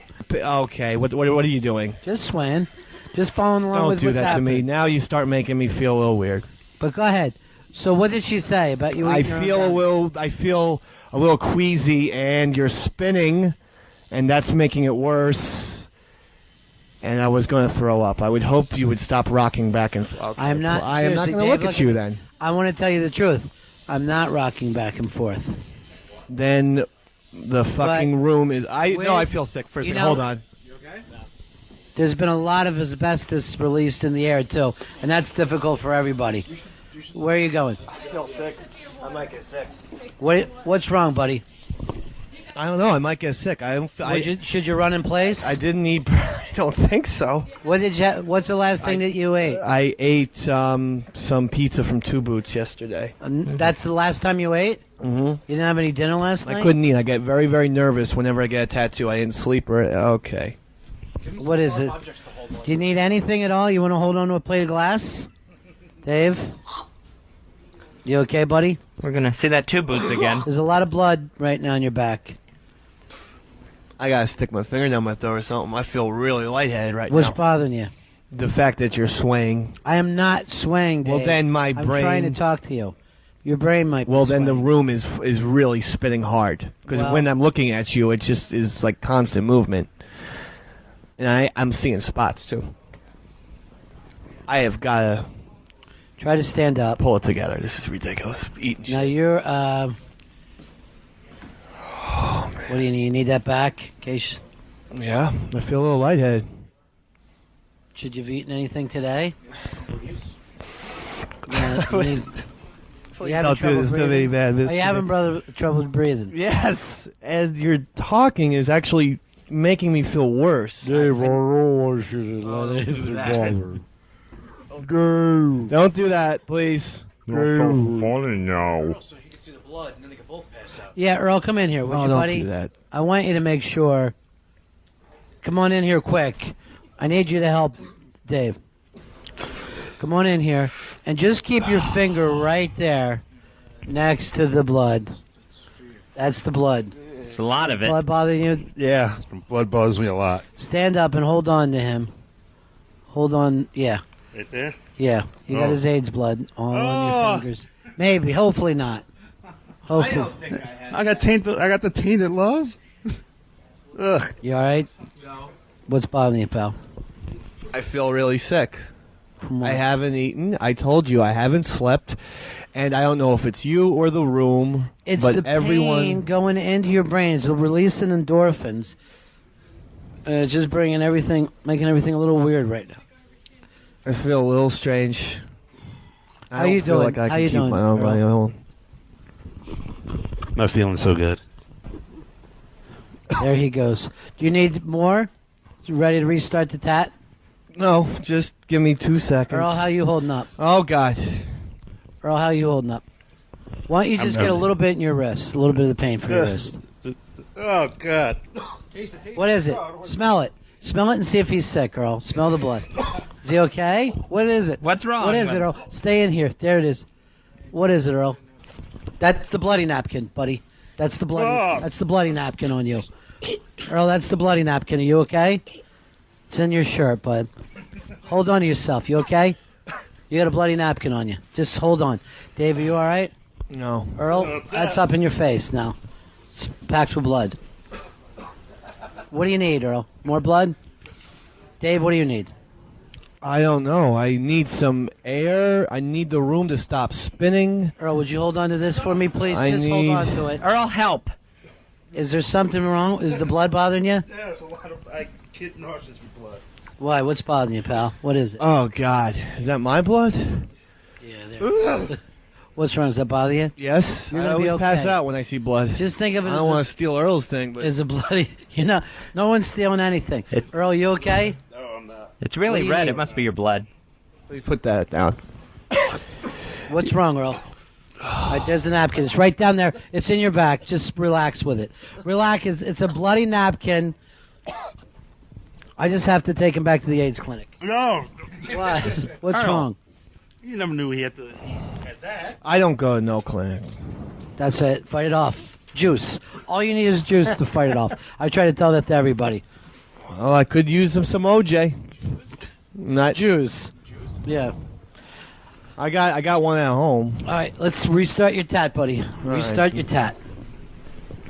Rob White is the award-winning tattoo artist that's trying to ahead. keep Eastside Dave in his chair. This From is Cliff's awful. Tattoos, that website, whothefuckisrobwhite.com. For all your tattoo needs. And Fezzi, it's not just award-winning, it's Oscar-winning. He has won an Oscar for his tattoos. He's won a Pulitzer and a Nobel Peace Prize, all for his tattoo work. He's got all those awards tattooed down his arm. So close to having Dave pass out, couldn't push him over. And, Febreze I could have got any time I want. Febreze, come on in here. Let's bring in the fainting goat, black girl. Yeah, bring the fainting goat back in. Is today a party day again? No, we get one party day a week. Damn. Here comes black girl. How you feeling, buddy? No, it was a little queasy. I want you to get out there and help sop down some of that blood. I want you to do the blood patting. How come his blood's not even like regular red color? It's just like this off. It's almost like blackish. Yeah. It's rusty. His rusty blood. He's lived. It's somewhat shit tainted, and that's why I worry about you touching it. Because what is that shit poisoning called, Fez? It's I want to say like streptococcus. Well, that's further than I'd ever would have went with it. But that's why I worry about you getting it on you. Yeah, I'm infected? I hope. We need you to be a tattoo midwife out there. Scott, you're on Run Fez. Hey, what's up, guys? I'm an artist out here in Denver. I know exactly what he's going through. High altitude? You listening to me? Yeah. What's that? Can you hear him, Dave? Can you hear the artist? Dave. Earl, you better run in there and grab that board. Can you hear him? Can you Yeah, hear the phone I caller? can hear you now. All right, go ahead, Scott. Give him some advice. Dave, you can hear me? Yeah. Yes. Okay. Okay, please. Into... Boy, that's a terrible... Don't need that now, though, sir, when I'm feeling a little nauseous. Sean, you're on the Ron and Fez show. Hey, Ronnie B, how you doing, buddy? Good, pal. Good. Hey, Ronnie, I didn't want you to be down, my friend. Think about it. You have a rock star lifestyle.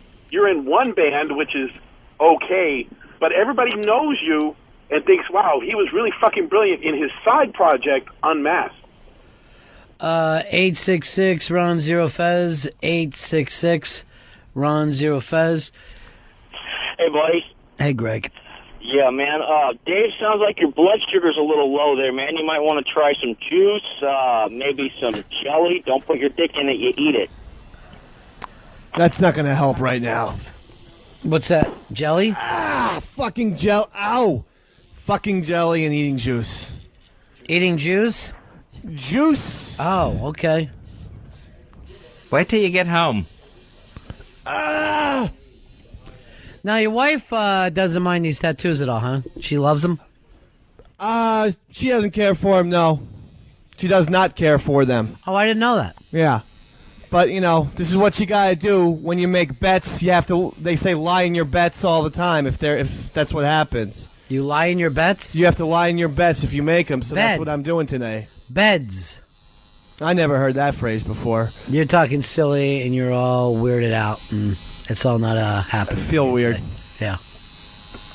I don't feel normal. So far, you haven't passed out, though. I'll give you that. It's you coming came close. if you keep talking like that. And then Febreze came out. Don't do that to me, Ron. You're doing okay, Dave. Okay. You all right? He's getting a little silly. There he goes. You're spinning. No. The thing is, at least you're still sweating. If you pass out, there's just going to be a big line down your back where Rob tried to deal with it. I think the sweat is trying to thin out the ink there a little bit. Fez, has it ever gone to your head a little bit from getting tattoos? Have you ever fainted or felt like you were going to faint?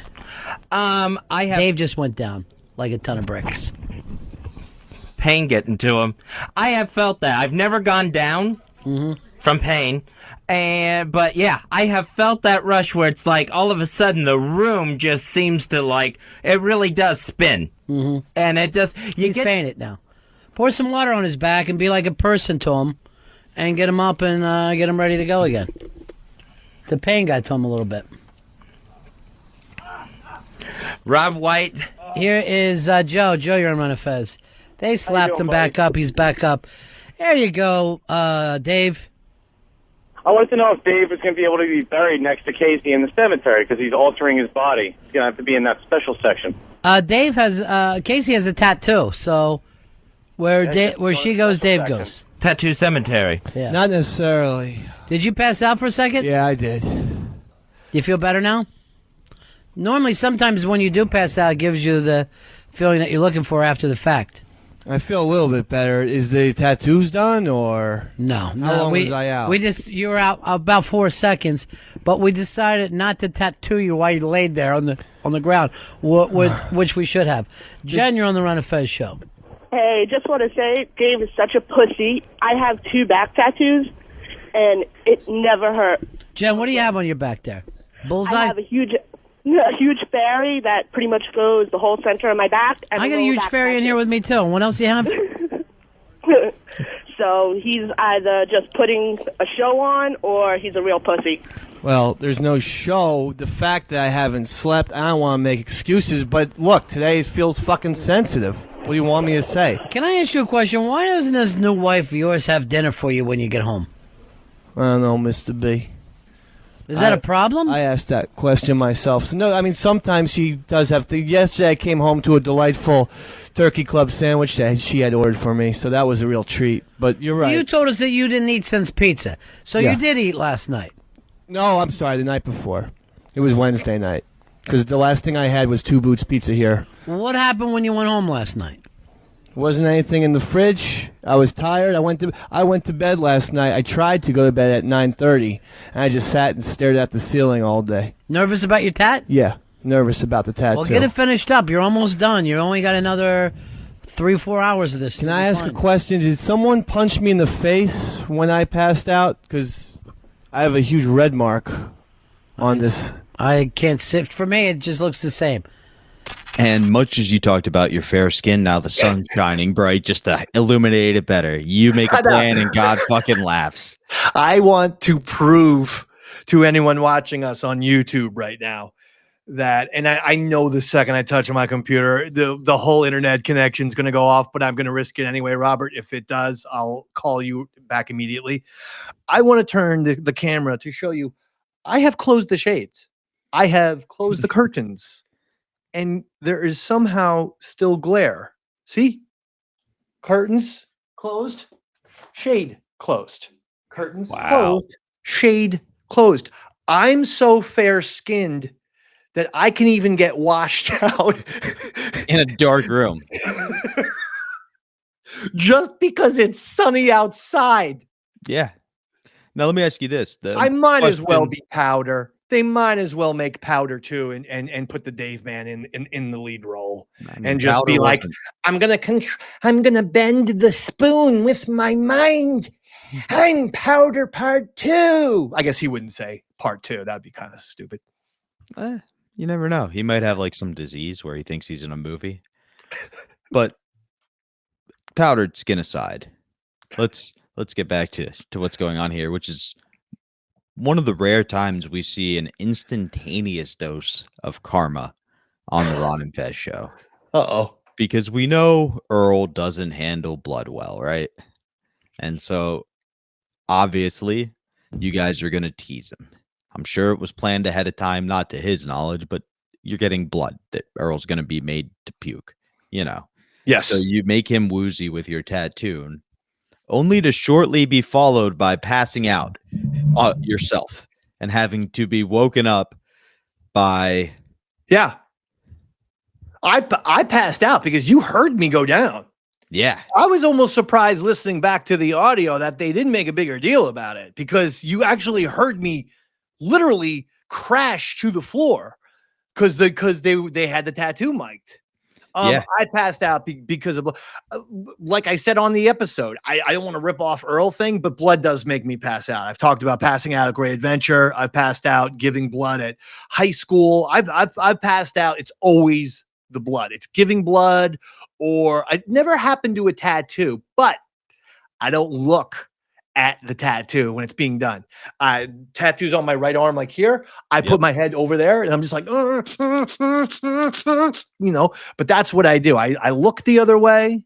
I don't look anything at the. I never look at needles touching skin. I get that's how you keep yourself from passing out, but I do have to ask, do you feel like perhaps the fact that you don't look at your tattoos as they're happening is what leads to the quality of tattoos you have now? Like, say, for instance, the Giants tattoo. If you looked at it and went, hey, man, that seems like a Carolina blue. Well, you're right about that. The looking of the way does not give one, a great opportunity to edit on the fly. Yeah. Which probably is important since a tattoo is permanent. But it's either look at the tattoo and pass out, or look away and don't pass out. So, like I said, in order to be a man, I usually look away. But I guess at the same time, then I'm shrieking in pain as well. Yeah. It's really a Damned if you double-edged do. sword, isn't Damned it? if you. Yeah. Now, is it Nicole? It was very convenient she was there because she was an EMT, so she could treat you without having to call the EMTs, which we all know is one of the biggest no-nos you can do in radio. Yeah, we don't want to do that again. Ron even makes the joke with how much that's happened as of late. They should just hire Nicole and keep her on staff. Yeah, well, when Earl went and they called the ambulance, that was too much. That's when things got out of control. And once you're calling ambulances, then SiriusXM finds out about it. See, that's the funniest thing, is that SiriusXM it almost seemed like they never knew what we were doing. Let me be specific. XM on 57th Street. See, you have to understand how much of a true blue pirate ship 57th Street was. It was only Opie and Anthony, Ron and Fez, and then somehow they built a broom closet for the Frank Sinatra guys. Sinatra's closet, who hated you guys, right? Yeah, Jonathan Schwartz and his assistant Buddy. So, but Jonathan Schwartz would only come in usually when we were done with Ron and Fez. He'd come in around like 7:00, voice track, and be out. But his little friend Buddy was there a lot, and Buddy hated us. I'm sure. But I mean, at the same time, it's like, Buddy, they put you in the middle of a pirate ship. Yeah, and you know who would have loved a pirate ship, Buddy? Fucking Frank Sinatra. Okay, so why don't you just take whatever's stuck up your ass? I mean, in all honesty, that is what Buddy needed to do, because it's like, Buddy, it's Opie and Anthony, Ron and Fez, and then Frank's place. And literally, you're the only guy. And then it's like, whatever, 15 O&A guys, 4 or 5 Ron and Fez guys, and then Buddy. And it's like, just Buddy, just have fun. There's always going to be food here. There's always going to be drinks. Strippers. But he wasn't. No, Buddy put on his headphones, very antisocial, didn't talk to anyone. It was just strange. But when we were on 57th Street, we could do almost whatever we wanted. Whatever we wanted, until Earl fainted and had an ambulance called on him. And then they found out about it, and that hurt us. Well, it did. And I gave him a note. I mean, we're not going to rehash that thing, but just so people know, it was the Earl. Go back in the archives. It's the Earl fainting goat 911 episode. Okay. Very early on. Okay. It's very early on. I think it's in within the first 10 episodes. But just real quick, when he went down and then they had to call the ambulance, well, obviously then the program director, the general manager, is going to find out about it, which is why I wrote him a note that said, Earl, get up. They're calling Don Wicklund. And I wrote that note, Earl, get up. And he ignored the note. And then we all got in serious trouble. And to this day, Earl has not apologized for that. He didn't apologize for blaming me for taping over the Grammys with the Yankee game in the O&A office, because he was watching the Yankees. Yeah, of course. And he never apologized for that. I gave him the note, said, get up. He didn't. And then we all got in trouble. No, and I mean, it's like when you get a concussion in football. The minute somebody says they're going to diagnose you with a concussion, you get a moment of clarity. You know what I mean? Like, that's the Dom Wicklund. It's the adrenaline that snaps you back in when a cop pulls you over and you're a little buzzed. Oh, yeah. It's that. Oh, yeah. Some people have it, some don't. That's what it was. Now, the other thing that's kind of fun here, and this is a little bit deeper before we let them listen to some more audio, is there's a mention of painkillers, that Nicole's going to give you some painkillers. Oh, yeah. Tattoo. To which Ron right away goes, nope, I took those. And there's not really a mention of it much more after that. Was that Ron's way of kind of being like, hey, don't say you're taking painkillers you shouldn't have on air? You know what I mean? Or did you actually take the painkillers? No, it was a joke. It's a joke by Ronnie B. Okay. That's why we're here, to get the No, but I facts. mean, you're a big Ron and Fez fan. You don't know that he's going to make a joke about himself doing drugs? No, I'm saying, I know he made the joke about doing drugs. The Yeah. question is, did you actually do the drugs to get through the tattoo? I don't recall to get through the tattoo. No, I had nothing in my system to get through the tattoo.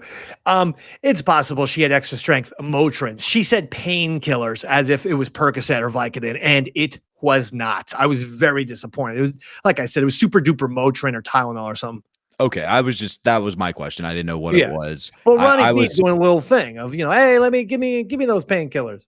I was a part of a show where we did Painkiller Wednesdays, and we took Oxycontin, and then people got really concerned about us, so we stopped doing Painkiller Wednesdays. Yeah, that's why I was curious. Yeah, that's smart. Smart to stop doing that. God, do I miss Painkiller Wednesdays? Give anything to go back. Anyway, I'm going to think about that while you guys think about this audio we play for you right now. Here is Tom. Tom, you're on Fez. Hey, Ronnie, I want to see if is there anything Dave can do that he's not a lightweight at? Dave, anything that you feel pretty strongly about yourself for? Miniature golf is one of my strong suits. No one's going to challenge you there. You're a putter. Again, collecting different figurines from Star Trek and Star Wars. You're a hell of a childhood collector. Yeah. Monica, you're on Fez. Dave, man up, Dave. There's nothing that gives me more pleasure than seeing you in agony.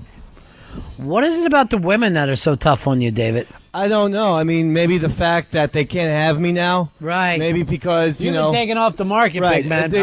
They can only look at pictures of me on the internet. You can still spank to me, ladies, and fantasize about me, but know that my flesh will not be in yours. Speaking of which, there is an FBA picture of you that is on the front of FBA that is the most frightening human picture I've ever seen.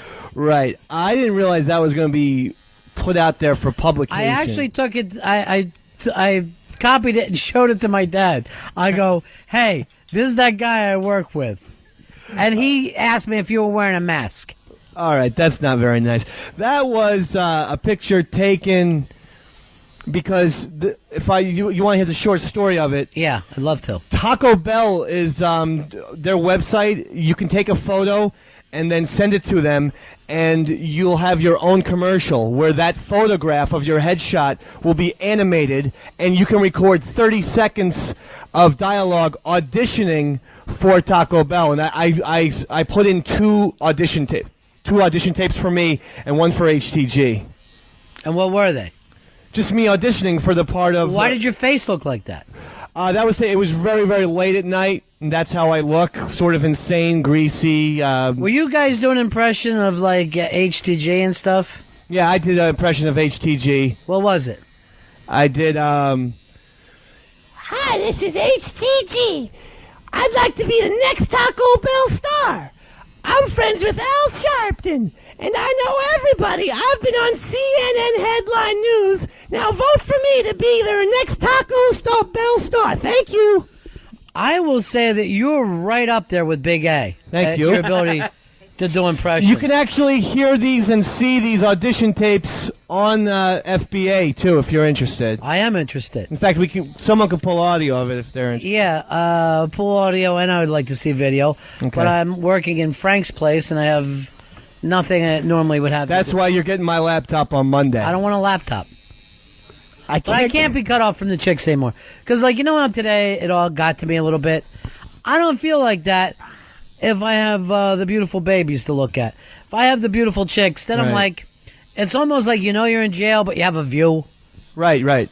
Where today I felt like I was in the stir. I had no view at all. Oh, I could try to go to Jersey and steal my parents' desktop if that makes you feel better. They'd have you arrested. He is the hardcore intern, Fezzy, and he does producer? have to represent. I meant producer, Mr. B. John, you're on Fez. Yeah, here on Fez. I just wanted to tell Dave, I bet Cream Pie Jones wouldn't be crying like a little puss getting a tattoo. See, I don't see this as crying. When you see men's tennis, the men grunt. They grunt with agony and passion. That's all I'm trying to do. With Agassi. Joey B, you're on Fez. Hey, buddies. I just want to comment, what kind of a twisted motherfucker is Dave that he can't get a tattoo like any red-blooded American without throwing up and passing out, but he can eat shit? It is odd. You're an odd person, Dave. Well, I've always been good with eating things. But pain is not necessarily something that I'm great at. But the thing is, I at least put myself on the line. You gotta give me credit for that. Yeah, you get all the credit in the world out of me. I go, oh, he puts it on the line every day. Hey, Rail, you're on the Ron and Fez show. Yo, Dave. Yes. The guy before me, he took my whole fucking shit line. I still can't believe you can eat shit and stay awake, but you pass out for a tattoo. Here's the thing, dude. You're so afraid of the fucking pain that you get your heart rate going so fast that it takes away all of your blood sugar, and that's why you're passing out, dude. Root beer, fruit juice, Fez's man juice, anything will do for you. Thank you. Nico gave me some of his smoothie, so I'm starting to feel a little better. Smoothie is probably a very good idea. What's Nico doing with a big fabulous smoothie and I got nothing? I'll ask him that right now. You know, why can't Nico think about me? Nico. Yes. You don't think I'm the kind of guy who would love a smoothie? I can go get one for you. Too late now. I have to have the smoothie the same time as you, hopefully even a couple of minutes earlier. Hopefully even a little more before that. Aaron, you're on the Ron and Fez show. Hey, when you going to tell Dave it's not a Sopranos picture on his back, but a portrait of O&A and Cream Pie Jones?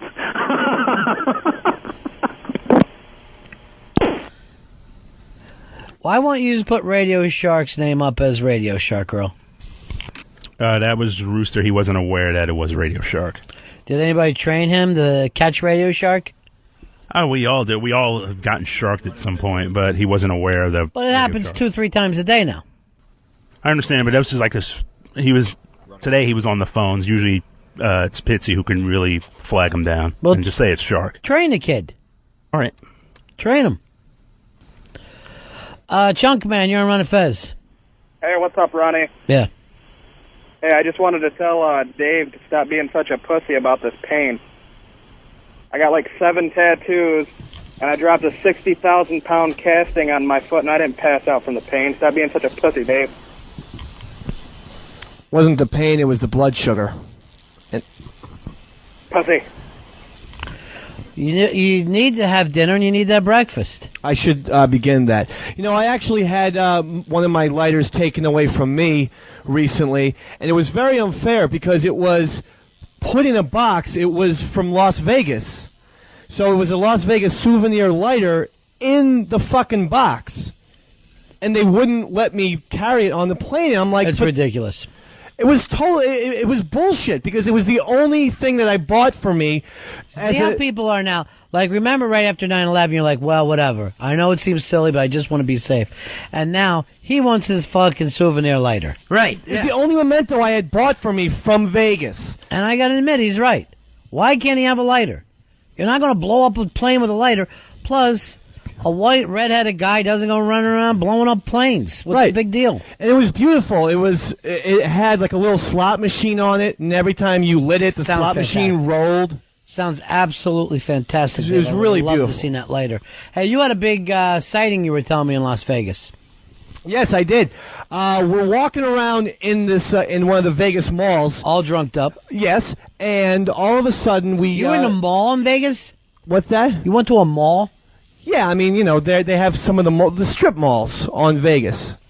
You know. Anyway, we're walking around, and all of a sudden there's this sporting goods store, and the guy says, "Come inside." Pete Rose is inside. And we're like, wow, I guess he's got to be signing books or, signing jerseys, doing something like that. Right. And we walk in the store, and it's Pete Rose. He's been roped off. No table.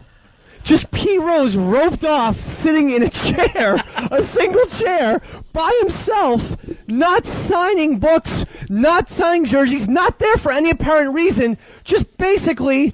People could go in and look at Pete Rose like he was a fucking zoo gorilla. Could you get your picture taken with him? You couldn't go past the ropes. So like you could get your picture taken, but you would have to be on the ropes, like almost like he was a wax museum character. It was the fucking weirdest thing I have ever seen in my life. And people were sometimes going up and talking to him. I didn't have enough guts to talk to him, but people were like, hey, Pete, how's it going? And he was the most miserable man. It was the oddest thing I've ever seen because there was no purpose for it. It was just here. Fez, would you have a question for Showboat and Pete? I would just probably, ask, do you think you're going to ever get in that Hall of Fame? Boy, that would be no fresh question for him. You know what I'd say to him? What's with the face first slide, Pete? Why can't you slide like everybody else? Why does Showboat and Pete have to slide in using his jaw? He's so grumpy looking, too. Yeah, wouldn't you be if you were stuck in that situation? He was getting 10 G's to do nothing. He didn't even have to sign anything. Was it really 10 G's? I asked the guy, and the guy said at least 10 G's. Adam, you're on Ron and Fez. Yeah, hey, Ron. Coming back from Iraq on my second tour of duty, they took our lighters from us, everybody, all the soldiers on the plane, yet everybody on the plane, with the exception of flight crew, had a fucking gun. You should have just shot out the windows to say, look, this is worse than life.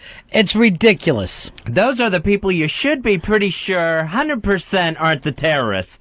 Our troops coming back. All we wanted to do was go home. Bizarre. It's a bizarre world we live in. All right, thanks, brother. Take it easy. Thanks for calling, man. Hey, Tom, you're on Ron and Fez. Whoops, let me try again. Tom, you're on the Ron and Fez show. Hey, guys, what's up? Yeah.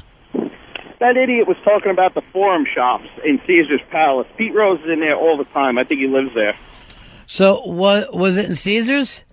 Yeah, in the Forum shops, not any strip mall.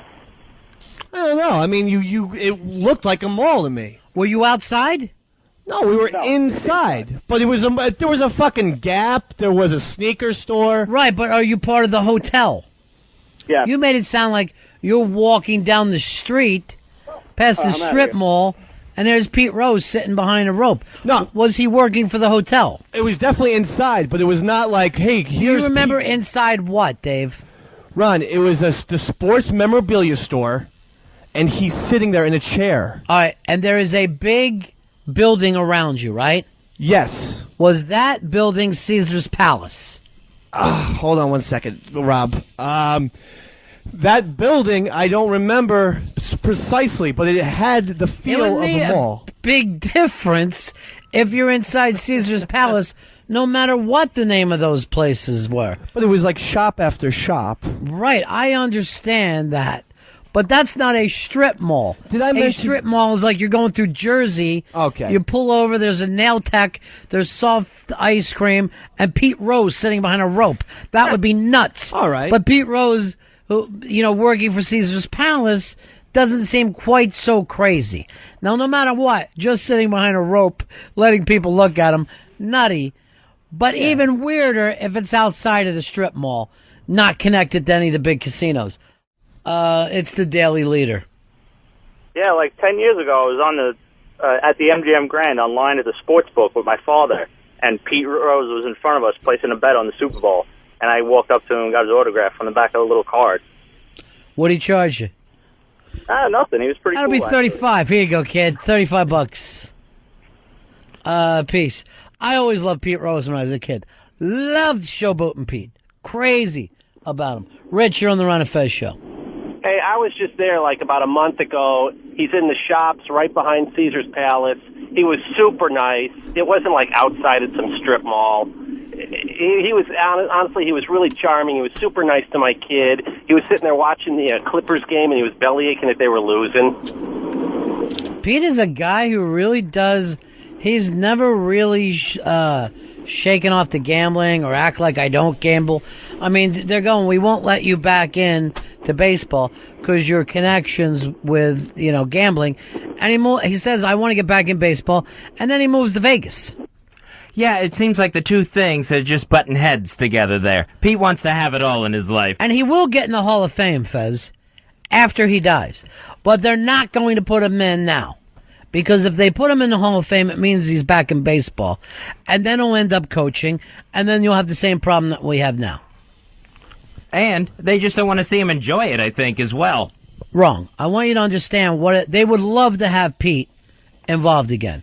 But he won't quit. If they put him in the Hall of Fame, it means he's reinstated back into baseball. If he's back into baseball, he will manage.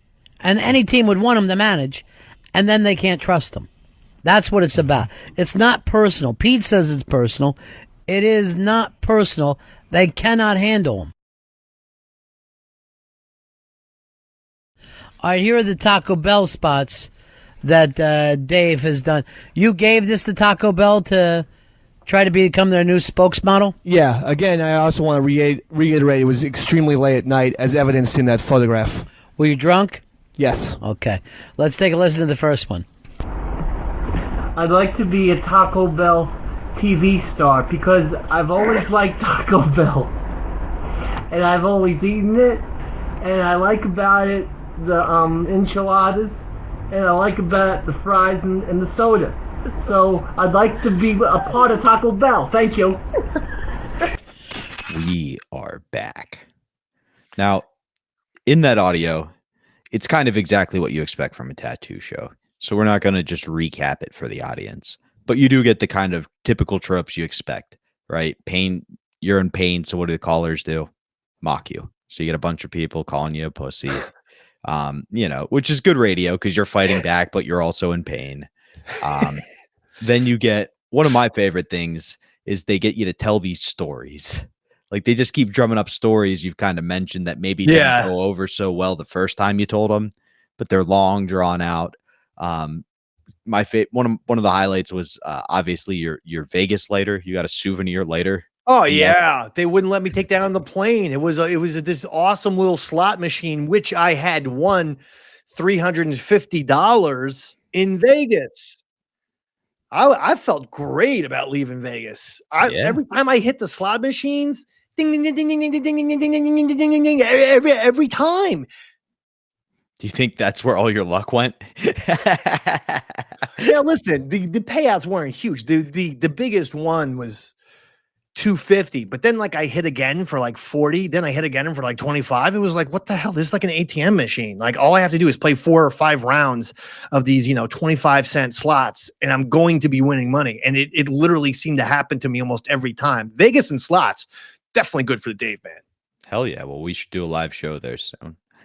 Everyone wants to do the blackjack thing because when they go to Vegas, they want to feel like Dean Martin and the Rat Pack, and they want to do all that, and they want to feel like grown man, and they think that slots are for the grandmas. Well, you go to your blackjack table, bub, and you lose your $1,000 for the night. Meanwhile, Davey Mack, I'm going to sit by Ethel. We're going to play our slots, and I'm going to walk away up 300 from the slot machines and maybe have a couple Jack and Cokes when the waitress comes around.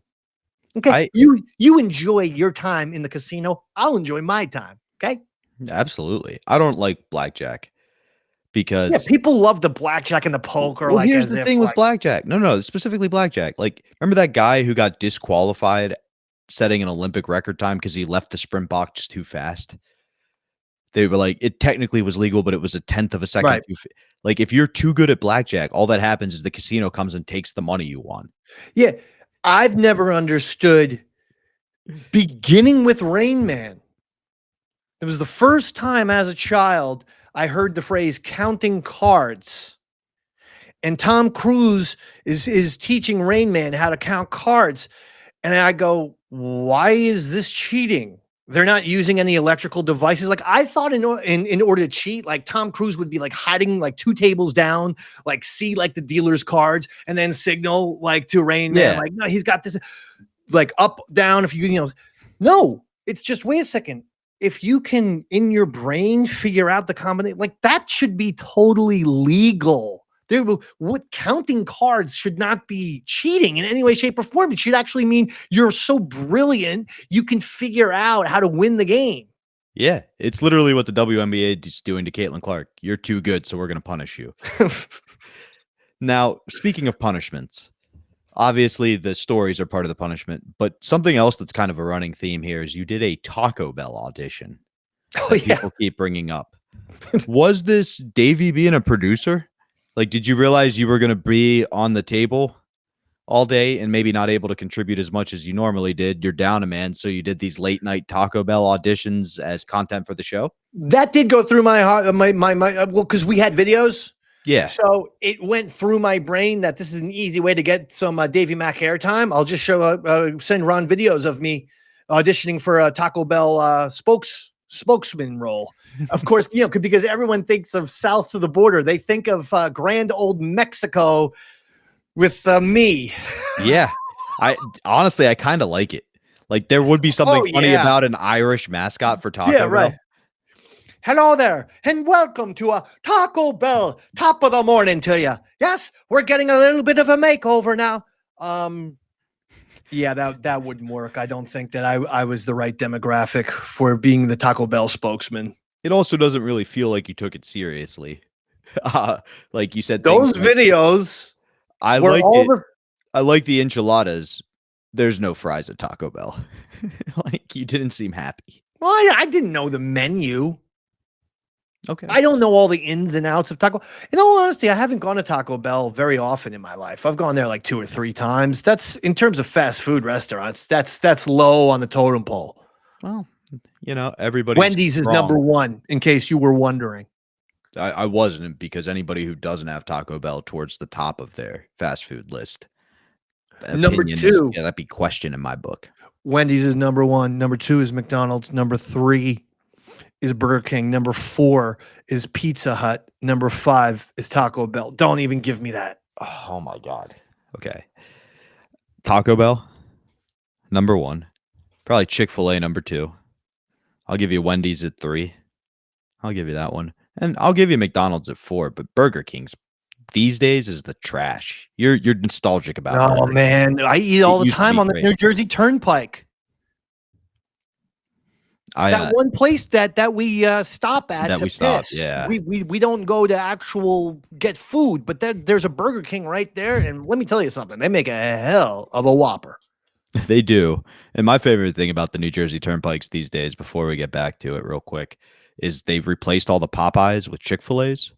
Yeah. And people were like not happy because they were like, we were going to miss the Popeyes experience. But good news, everybody. I've never been called a bitch ass white boy at a Chick-fil-A, so the experience is still alive at the New Jersey Turnpike. Oh, good. So things haven't really changed all that much. No. Come get chicken, you bitch ass white boy. Yes, ma'am. Any of those places, it's chicken and fighting. I love it. That should just be there should be a chain just called chicken and fighting where they like embrace it. So like when you go in there drunk, they give you boxing gloves. Absolutely. Come on. That was better than absolutely. Sorry, I was getting ready to ask the next question. I can tell when you're not listening. And it's just like I have a funny little exit. It's a surreal and fun little thing. Absolutely. What were you doing? You were clicking on your computer? You were doing something with your mouse, I felt. Yeah, I was just getting ready for the next question, trying to be on the ball. I can always tell, folks. Yeah, I apologize to not only you, Dave, but to the audience. And I'll probably never be able to make it up to you guys, but I promise if you give me the opportunity. Yeah, hold on. They should, hey, what's the deal with Chick-fil-A? It'd be great if they made a restaurant called Chicken and Fighting. And it's like, hey, I'll get a grilled chicken sandwich and I'll get 2 boxing gloves to knock this bitch out. Hey, maybe that was the problem. Seinfeld didn't do it. Is he still alive? Because he is. Okay, because I was gonna say it would be great like if someone just took his persona and tried to carve out like a new stand-up comedy career.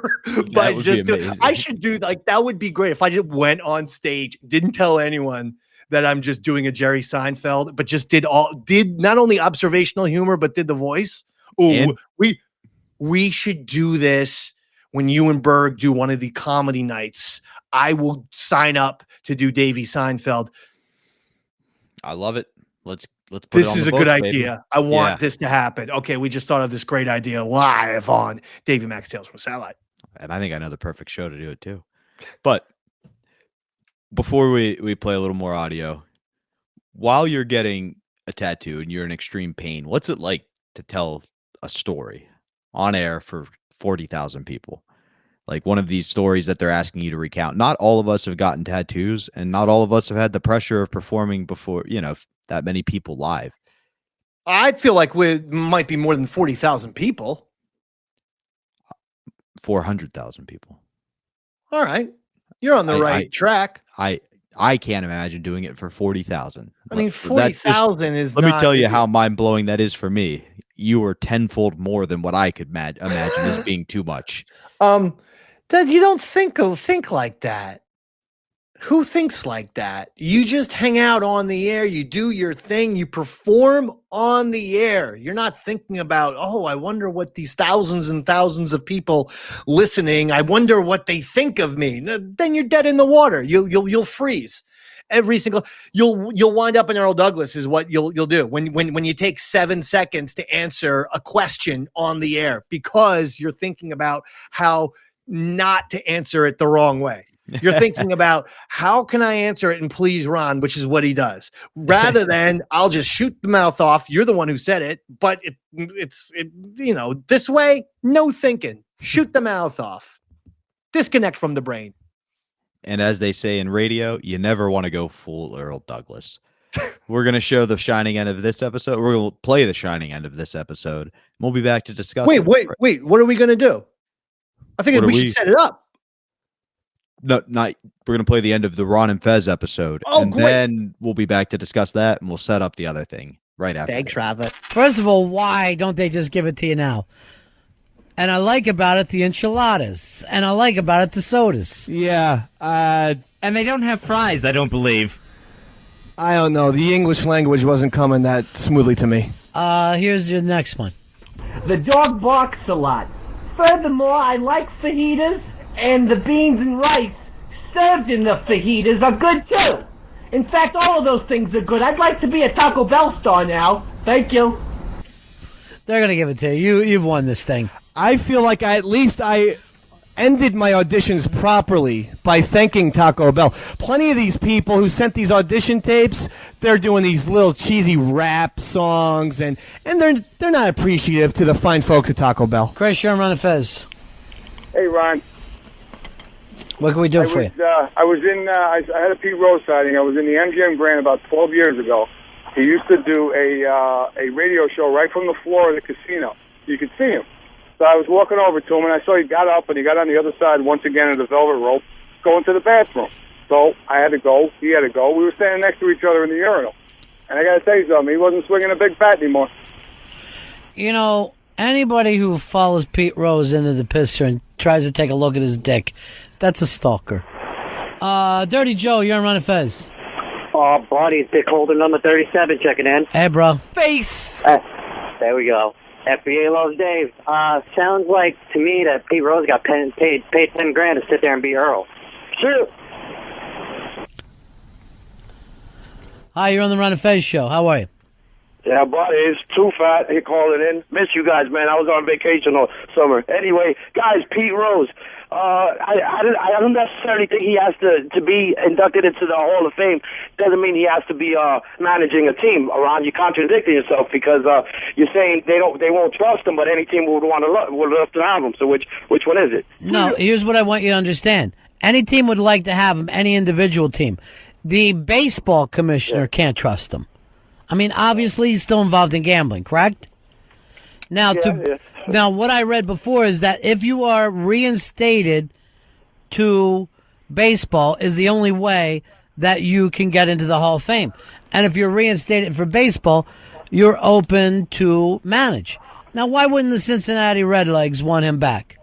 Why would they not think that wouldn't add tons of people coming in?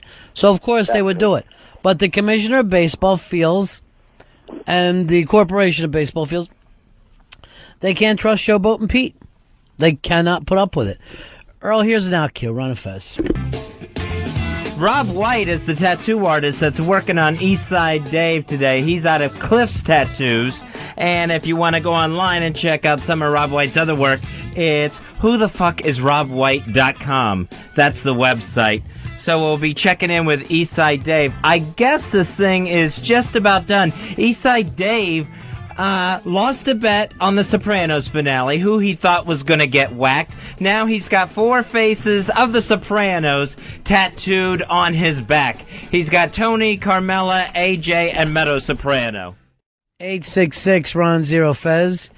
866 Ron Zero Fez. Just about ending this tattoo on Dave. And Dave, are you getting I'm watching you grimacing over there. Yeah, I'm coming down the wire, and it hurts. Right now, he's finishing up the phrase, I ordered for the table. Now, isn't the phrase, I ordered some for the table? What? Yeah, I ordered some for the table. Yeah. I ordered what? Some for the table. I told Rob it was I ordered for the table. You want to do one of those little arrows up where you just write, Fuck me. some? Can one thing go right today? I've gotten burned, passed out, and Ron brings up Jonathan. I didn't mean to. I know. I was going in a whole different direction. Come on in and let us take a look at that tat. We're all done here. Turn around. Let me take a look. Here you go. Absolutely beautiful work. I wish you would have had I ordered some for the table. Right. Rather than I ordered for the table. Rob, you did a fantastic job. Really terrific work. Rob White from Cliff's Tattoos. Who the fuck is RobWhite.com is the website. Here is Serge. Serge, you're on Run Fez. Yeah, I just wanted to ask Dave, if he hasn't done it already, why doesn't he just go the full 9 and get Casey's name tattooed on his arm?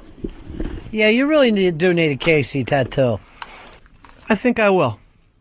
I think I'll get just a good old-fashioned cursive Casey. Yeah, but what about her picture, too?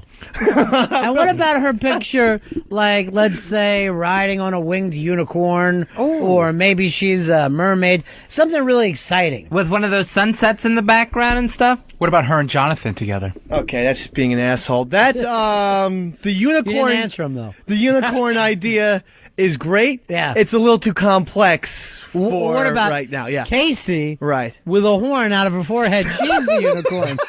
Wow. Well, see, that doesn't make sense. So... All right, what about this? You ready for this? Okay. The wedding picture that Mike Kaka took of you guys. Now, I really love that picture. Me too. I think it would be weird for a guy to have a thing of himself. I don't think it is. I don't think it is. Here's what you do. All right, you know how you used to wear the laminate around your neck? Right. That's it. You just do the chain part and then tattoo that into your chest. I don't know. Here is Deanna. Deanna, it's been a long time. You're on Run Fez. Hello? Yeah. I went to tell Dave not to get her name on him. It's bad luck. They should get like a matching tattoo, or like each of them get half of something that's significant, but not her name. That's very bad luck. That's true. I did hear about that, and we did want to get matching anchor tattoos at some point. Because you're both holding each other down? I don't see the symbolism there. It's her favorite design. Yeah. I saw an anchor purse the other day when I was walking out to that party, and I told her about it. She looked at me like, whatever. Stop bringing up anchors to me all the time. I try to do something nice. Oh, wow. We got her party soon, right? Yeah. And we have a party tonight? Yep. We're not saying where it is, though, right? It's not No. open to the general public. But happy birthday to E-Rock. Oh, happy birthday, E-Rock. Yeah. It's Angela, E-Rock's girlfriend. It's Angela's birthday, not E-Rock's. He said, are you coming to my birthday party? So he lied for to me. her. He didn't say anything about her. He says, Dave, are you coming to my birthday party? We go to a lot of adult birthday parties anymore. Yeah. Yeah, it is true. And then... by the way, I prefer Angela head over heels to E-Rock, too. Yeah. I mean, I would not even show up for an E-Rock party. She's prettier. But I'll make hers. Yeah, she's great, too. Yeah. She's really cool. And then tomorrow, Fez and I have an early bird special dinner where we're eating 6 o'clock at Don Ho's. No, Don Shula's. Like there's a difference. So that's a busy weekend for us, Fez. Here is Tom. Tom, you're on Running Fez. Tom. Well, the phones are officially out again. Tom was looking to find out the name of the website, Fez. Oh, that is whothefuckisrobwhite.com. Whothefuckisrobwhite.com for Rob White tattoo artist. He is a brilliant genius. Turn around and let me take a look at it. It's really fantastic work. The odd thing is, with your skin, it looks like the Sopranos have freckles. That's discouraging. And Rob, of course, also gave me the Lucky Boy tattoo, which I like, even though you tricked me and says it means pedophiles in prison. Whatever it means. Well, still, I just better not You get are sent to Lucky jail. Boy. I feel that, but I better not get sent to prison. You keep eating your shit and you will end up there. Or in a nut house. Because I'll tell you, my cousin had a cat that ate its own shit and they ended up putting it to sleep. So I don't know why you feel like this is a good thing. 866 Ron Zero Fez. 866 Ron Zero Fez. Hey Wade, you're on the Run of Fez show. Just, Dave, yeah, man, that girl was right on the money. Do not get a girlfriend's or wife's tattoo. It's strict with kids and relatives. Had a Patsy tattoo that now says Ratsy. So it is bad luck. I actually didn't know that. Remember when Johnny Depp had Winona Forever on his arm, and then he broke up with her and he put Wino Forever? He just went with that gimmick. I don't know, I'm always going to be a wino. But again, do you think you're ever going to break up with Casey? No. Hell no. She's my baby. I call her my baby Casey. That's a good one. Yeah, because it kind of rhymes almost. I mean, you would have to turn yours into Casey Kasem or rework the letters like Kevin Spacey, something. Now you got yourself a little baby doll. You're going to take care of her. Yeah. My baby doll, baby Casey. Here's Agnew. You're on Run of Fez. Hi, I was just wondering about that website. It keeps coming up as a comedy site. Rob White Comedy. Yeah. Rob works as a comic as well. He's performed at Caroline's and several clubs throughout New York City. So it's comedy and it's tattooing. Yep. Fun. He'll needle you. So there should be pictures on there of things that he's done for tattoos also, then, Is your tattoos... Yeah, come on in, Rob.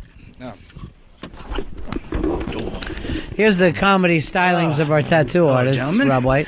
Yeah, actually, that's the stand-up comedy website. I do that too, but there's also, and I have to plug our tattoo shop website, is cliffstattooli.com. That's cliffstattooli.com. So you work as a stand-up and a tattoo artist. Right. Well, I more work as a tattoo artist, and then stand-up is a How long you been doing the stand-up? supplemental thing. About 2 years now. I would love to get Rob unmasked, Fez. Unmasked. Mano a mano. Find out what it's like to be a stand-up comedian and a tattoo artist. So you're unmasking both halves. Both Robs. Danny, you're back on the air. How are you, pal? Oh, it's not Dan. It's actually Cliff. It's my old man. He lost. Are you back on? That's because we have crappy-ass phones at the shop. Well, who's running our phones over there putting up the wrong name? That's the Cliff himself. Who's on the phones today, Earl? I'm on the phones right now, Ron. How do we get Danny's name up instead of Cliff? He said it's Danny from Cliff's Tattoos. Uh-huh. So that's what I put up. I see. All right, well, great job today, Rob. You did a fantastic job. Thank you, Rob. I really appreciate it. But remember, I bought some for the table. You got the wrong logo up there. Shit, that was my mistake, I guess. Well, what can I say? I guess I didn't pay attention to the last scene of the Sopranos finale. Yeah. Why would you put a tattoo of this? I got my eye on you, Bill. I'm not a big John's from Cincinnati fan. And now everybody's talking about Mad Men. Have you watched it yet? I think it was on last night. TiVo'd it last night. We'll watch it this weekend. All right, I want to get your review. I watched the opening one. HTJ, not sure where she stands on it. Mafia Life Chris thinks this is his Sopranos replacement, though. Really? Yeah. Okay, I can't wait for it because I desperately need a new show. All right, that's just about it for us. Thanks so much, Rob. We appreciate it. Thank you, guys. Thank you very much. You did a great job for us again. Rob White, you can go see his stand-up and his tattoos. Yeah, for comedy, it's whothefuckisrobwhite.com. For tattoos, it's cliffstattooli.com. A renaissance man. Really's got a little bit of both going on right now. So, we are back. You guys heard the wrap-up of the initial Sopranos tattoo, because as we discussed at the beginning of the show, boy, does this legacy carry on. Right? Like, it's still going. It's followed me through the internet. It put me on national television, and now it has put me in Kill Tony, episode 732, which I'm going to now say, just like I tell people, I was on David Letterman. Yeah. Twice. Mm-hmm. Because I was. Yeah. Because one episode, I was in studio and he had LL Cool J as the musical guest, and I was sitting front row, and LL Cool J said, and a very unique thing I never heard a rapper say before. He goes, "Everybody put your hands in the air. Wave them like you don't care." Anyway, when he did that, they showed the crowd, and in front row, you see Davey Mack. Hell yeah, dude. That's number one. Number two, Paul McCartney, the legendary time where Paul McCartney, go YouTube it. It's brilliant. When he went out to play Letterman, and he went outside on the David Letterman Ed Sullivan Theater marquee, and he's playing it outside like the Beatles rooftop concert. And they show a shot of the crowd at one point, and I'm jumping up like this. Light blue Steve Zissou shirt. I had just watched Life Aquatic and enjoyed it. And that time I was on David Letterman. So now I've gotten 2 David Letterman appearances. And quite frankly, the guy mentioned my name and the guy showed my tattoo. That means I got 2 Letterman appearances and a Kill Tony appearance now. Boom. Dude, your comedy career is better than mine. Boom. Well, think of it like this. True TV, Spike TV, CBS, because I was on CBS News with the Letterman protest. Yep.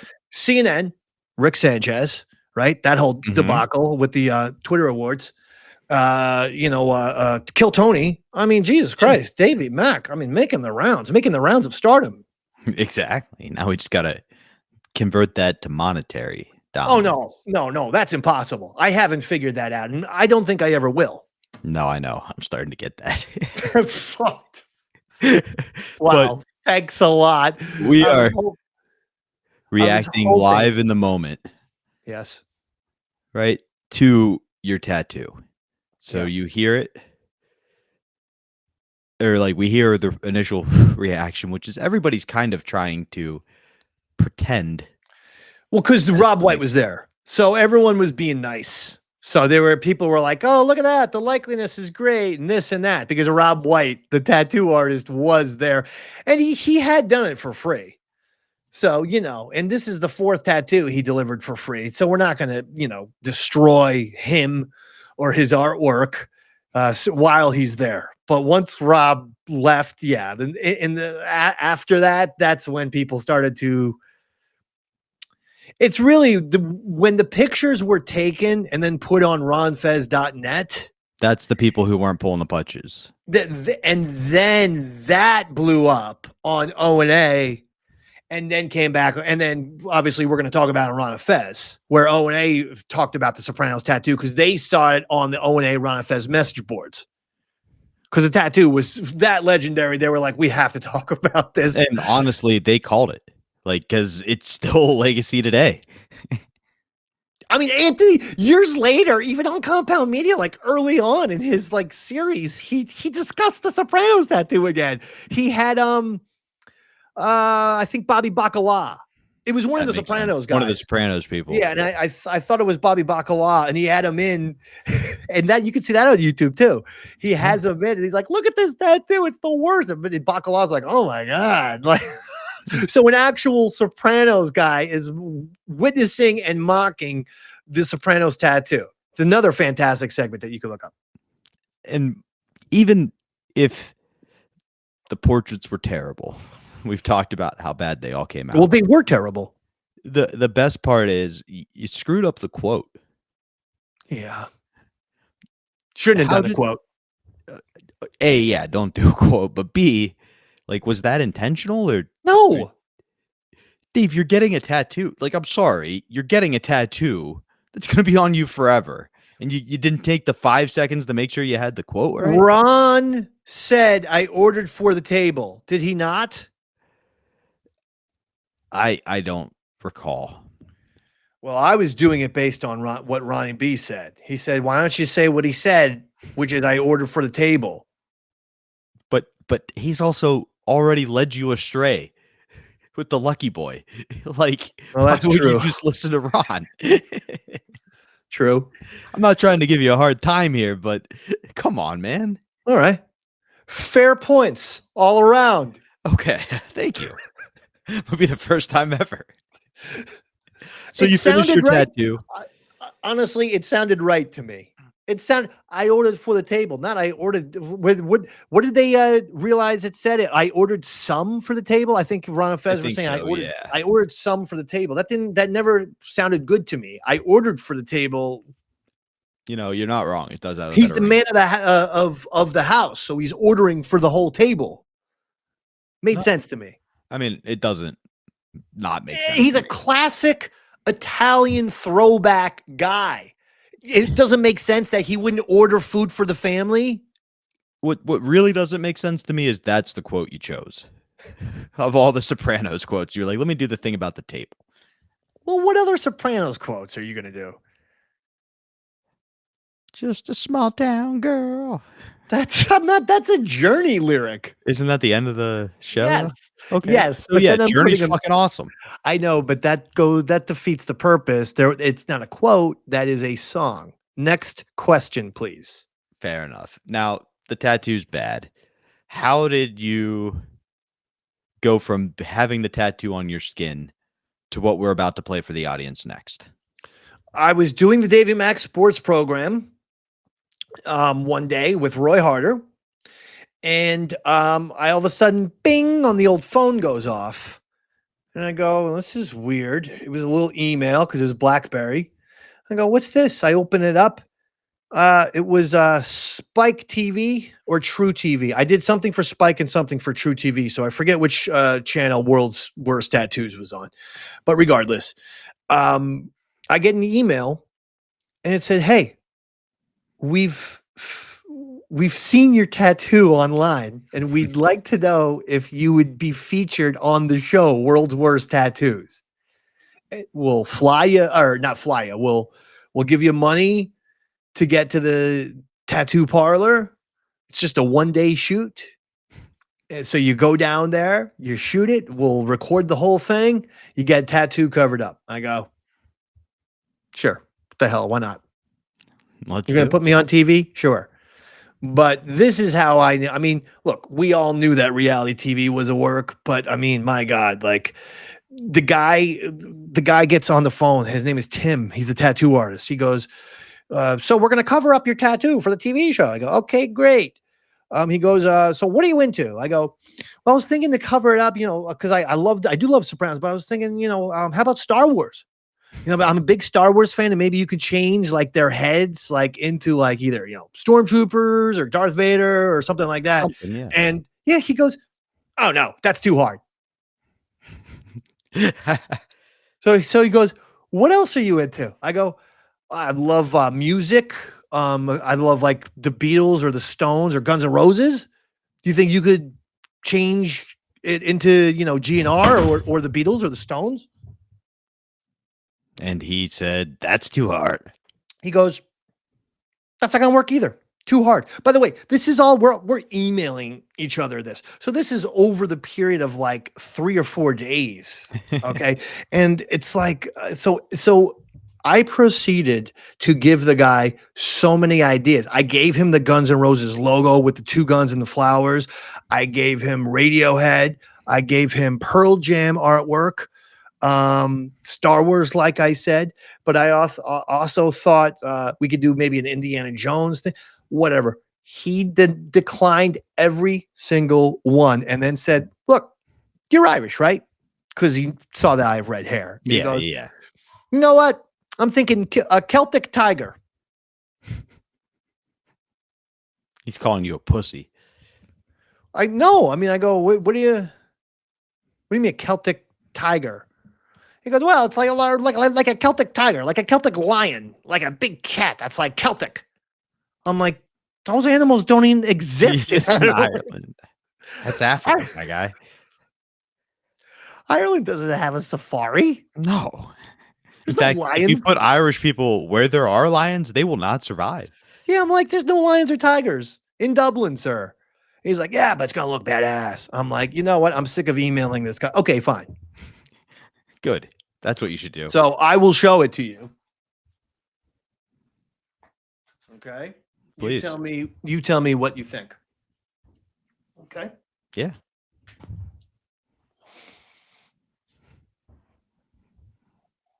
There it is. Turn a little bit to your, yep, nope, other way. There you go. What do you think? It looks like a briar patch.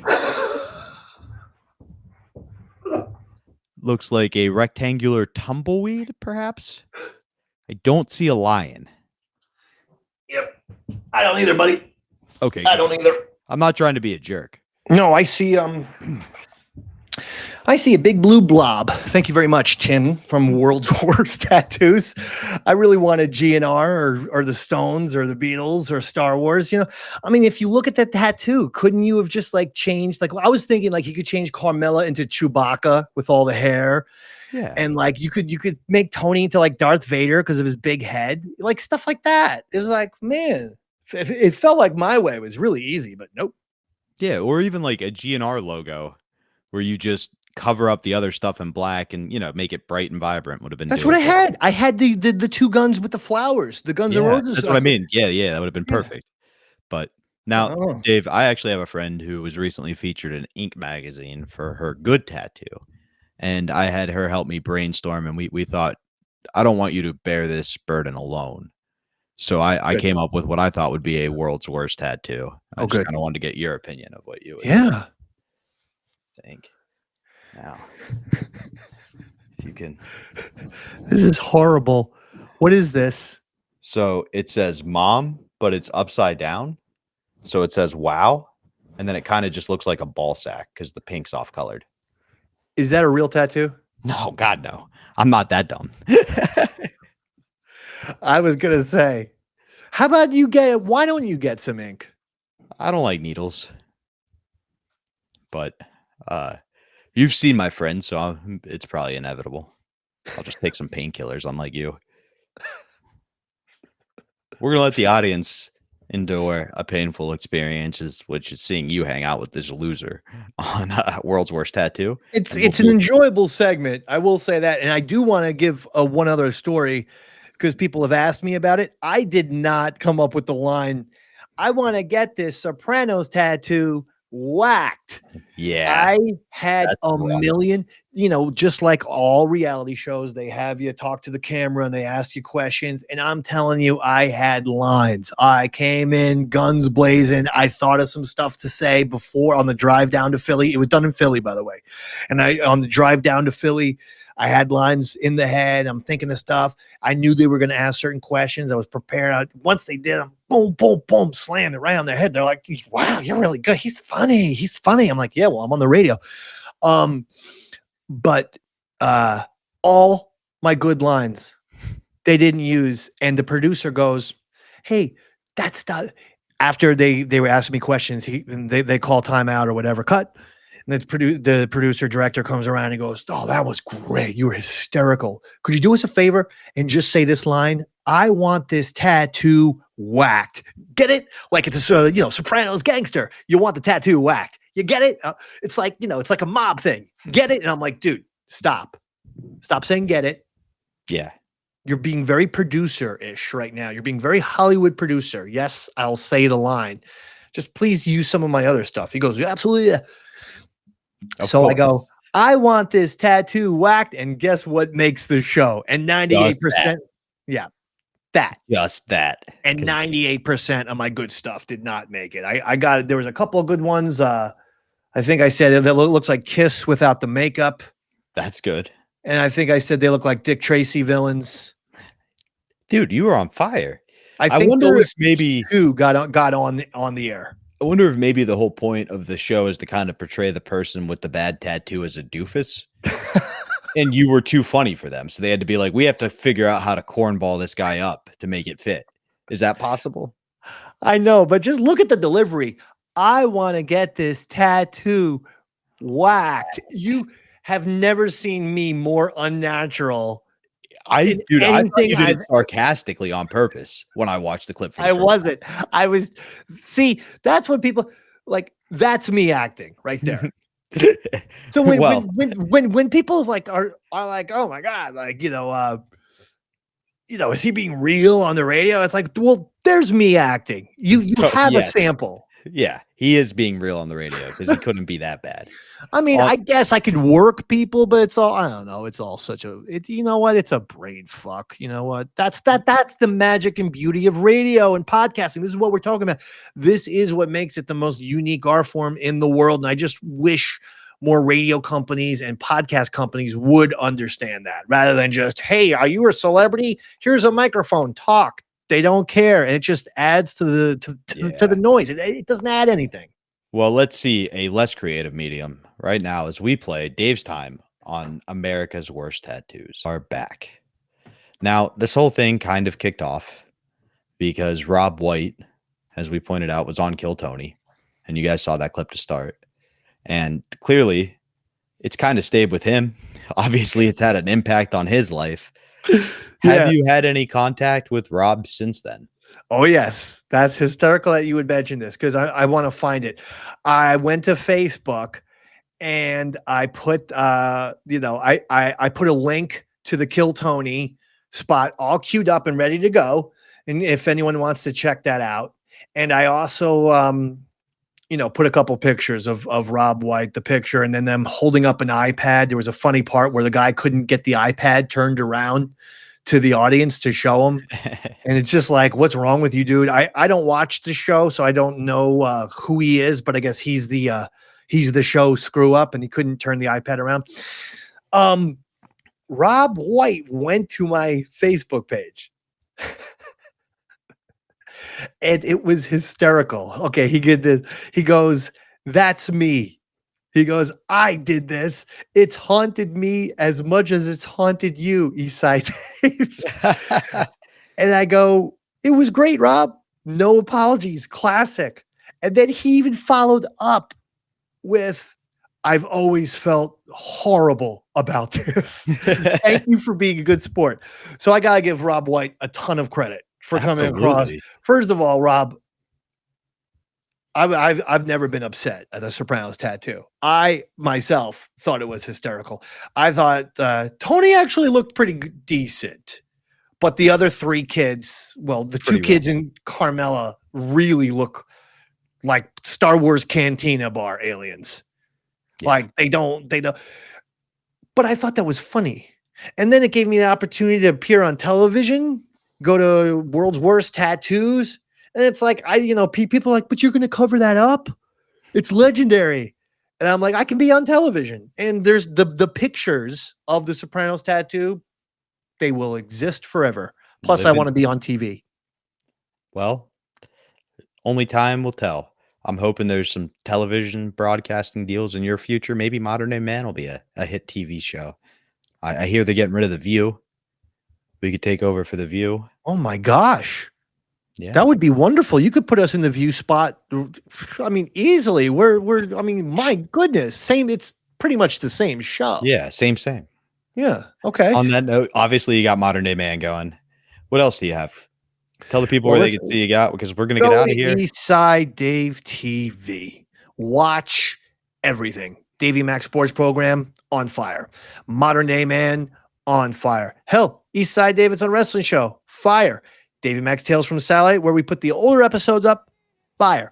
All the shorts that Bobby's doing for both Modern Day Man and lately DMSP, fire. Lots and lots of fire. Podcast only fans, that's fine. iTunes, Spotify, and everywhere else. Everywhere you can listen to podcasts, all this stuff is available there. All we ask is you subscribe, you like, you share, you see message boards talking about it, you see Reddit.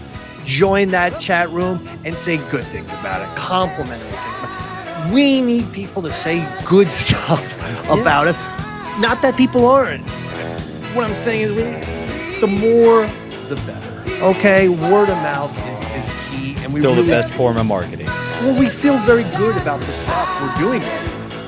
So we just want that stuff to be heard and to be listened by even more people. So spread the word is all I'd say. Spread the word. That's all I'm going to say. October 11th, come check me out in Columbus, Ohio, at the Attic with Aaron. Ooh. On that note, guys, thank you for another great episode. Thanks for tuning in. We'll see you next time. Good night.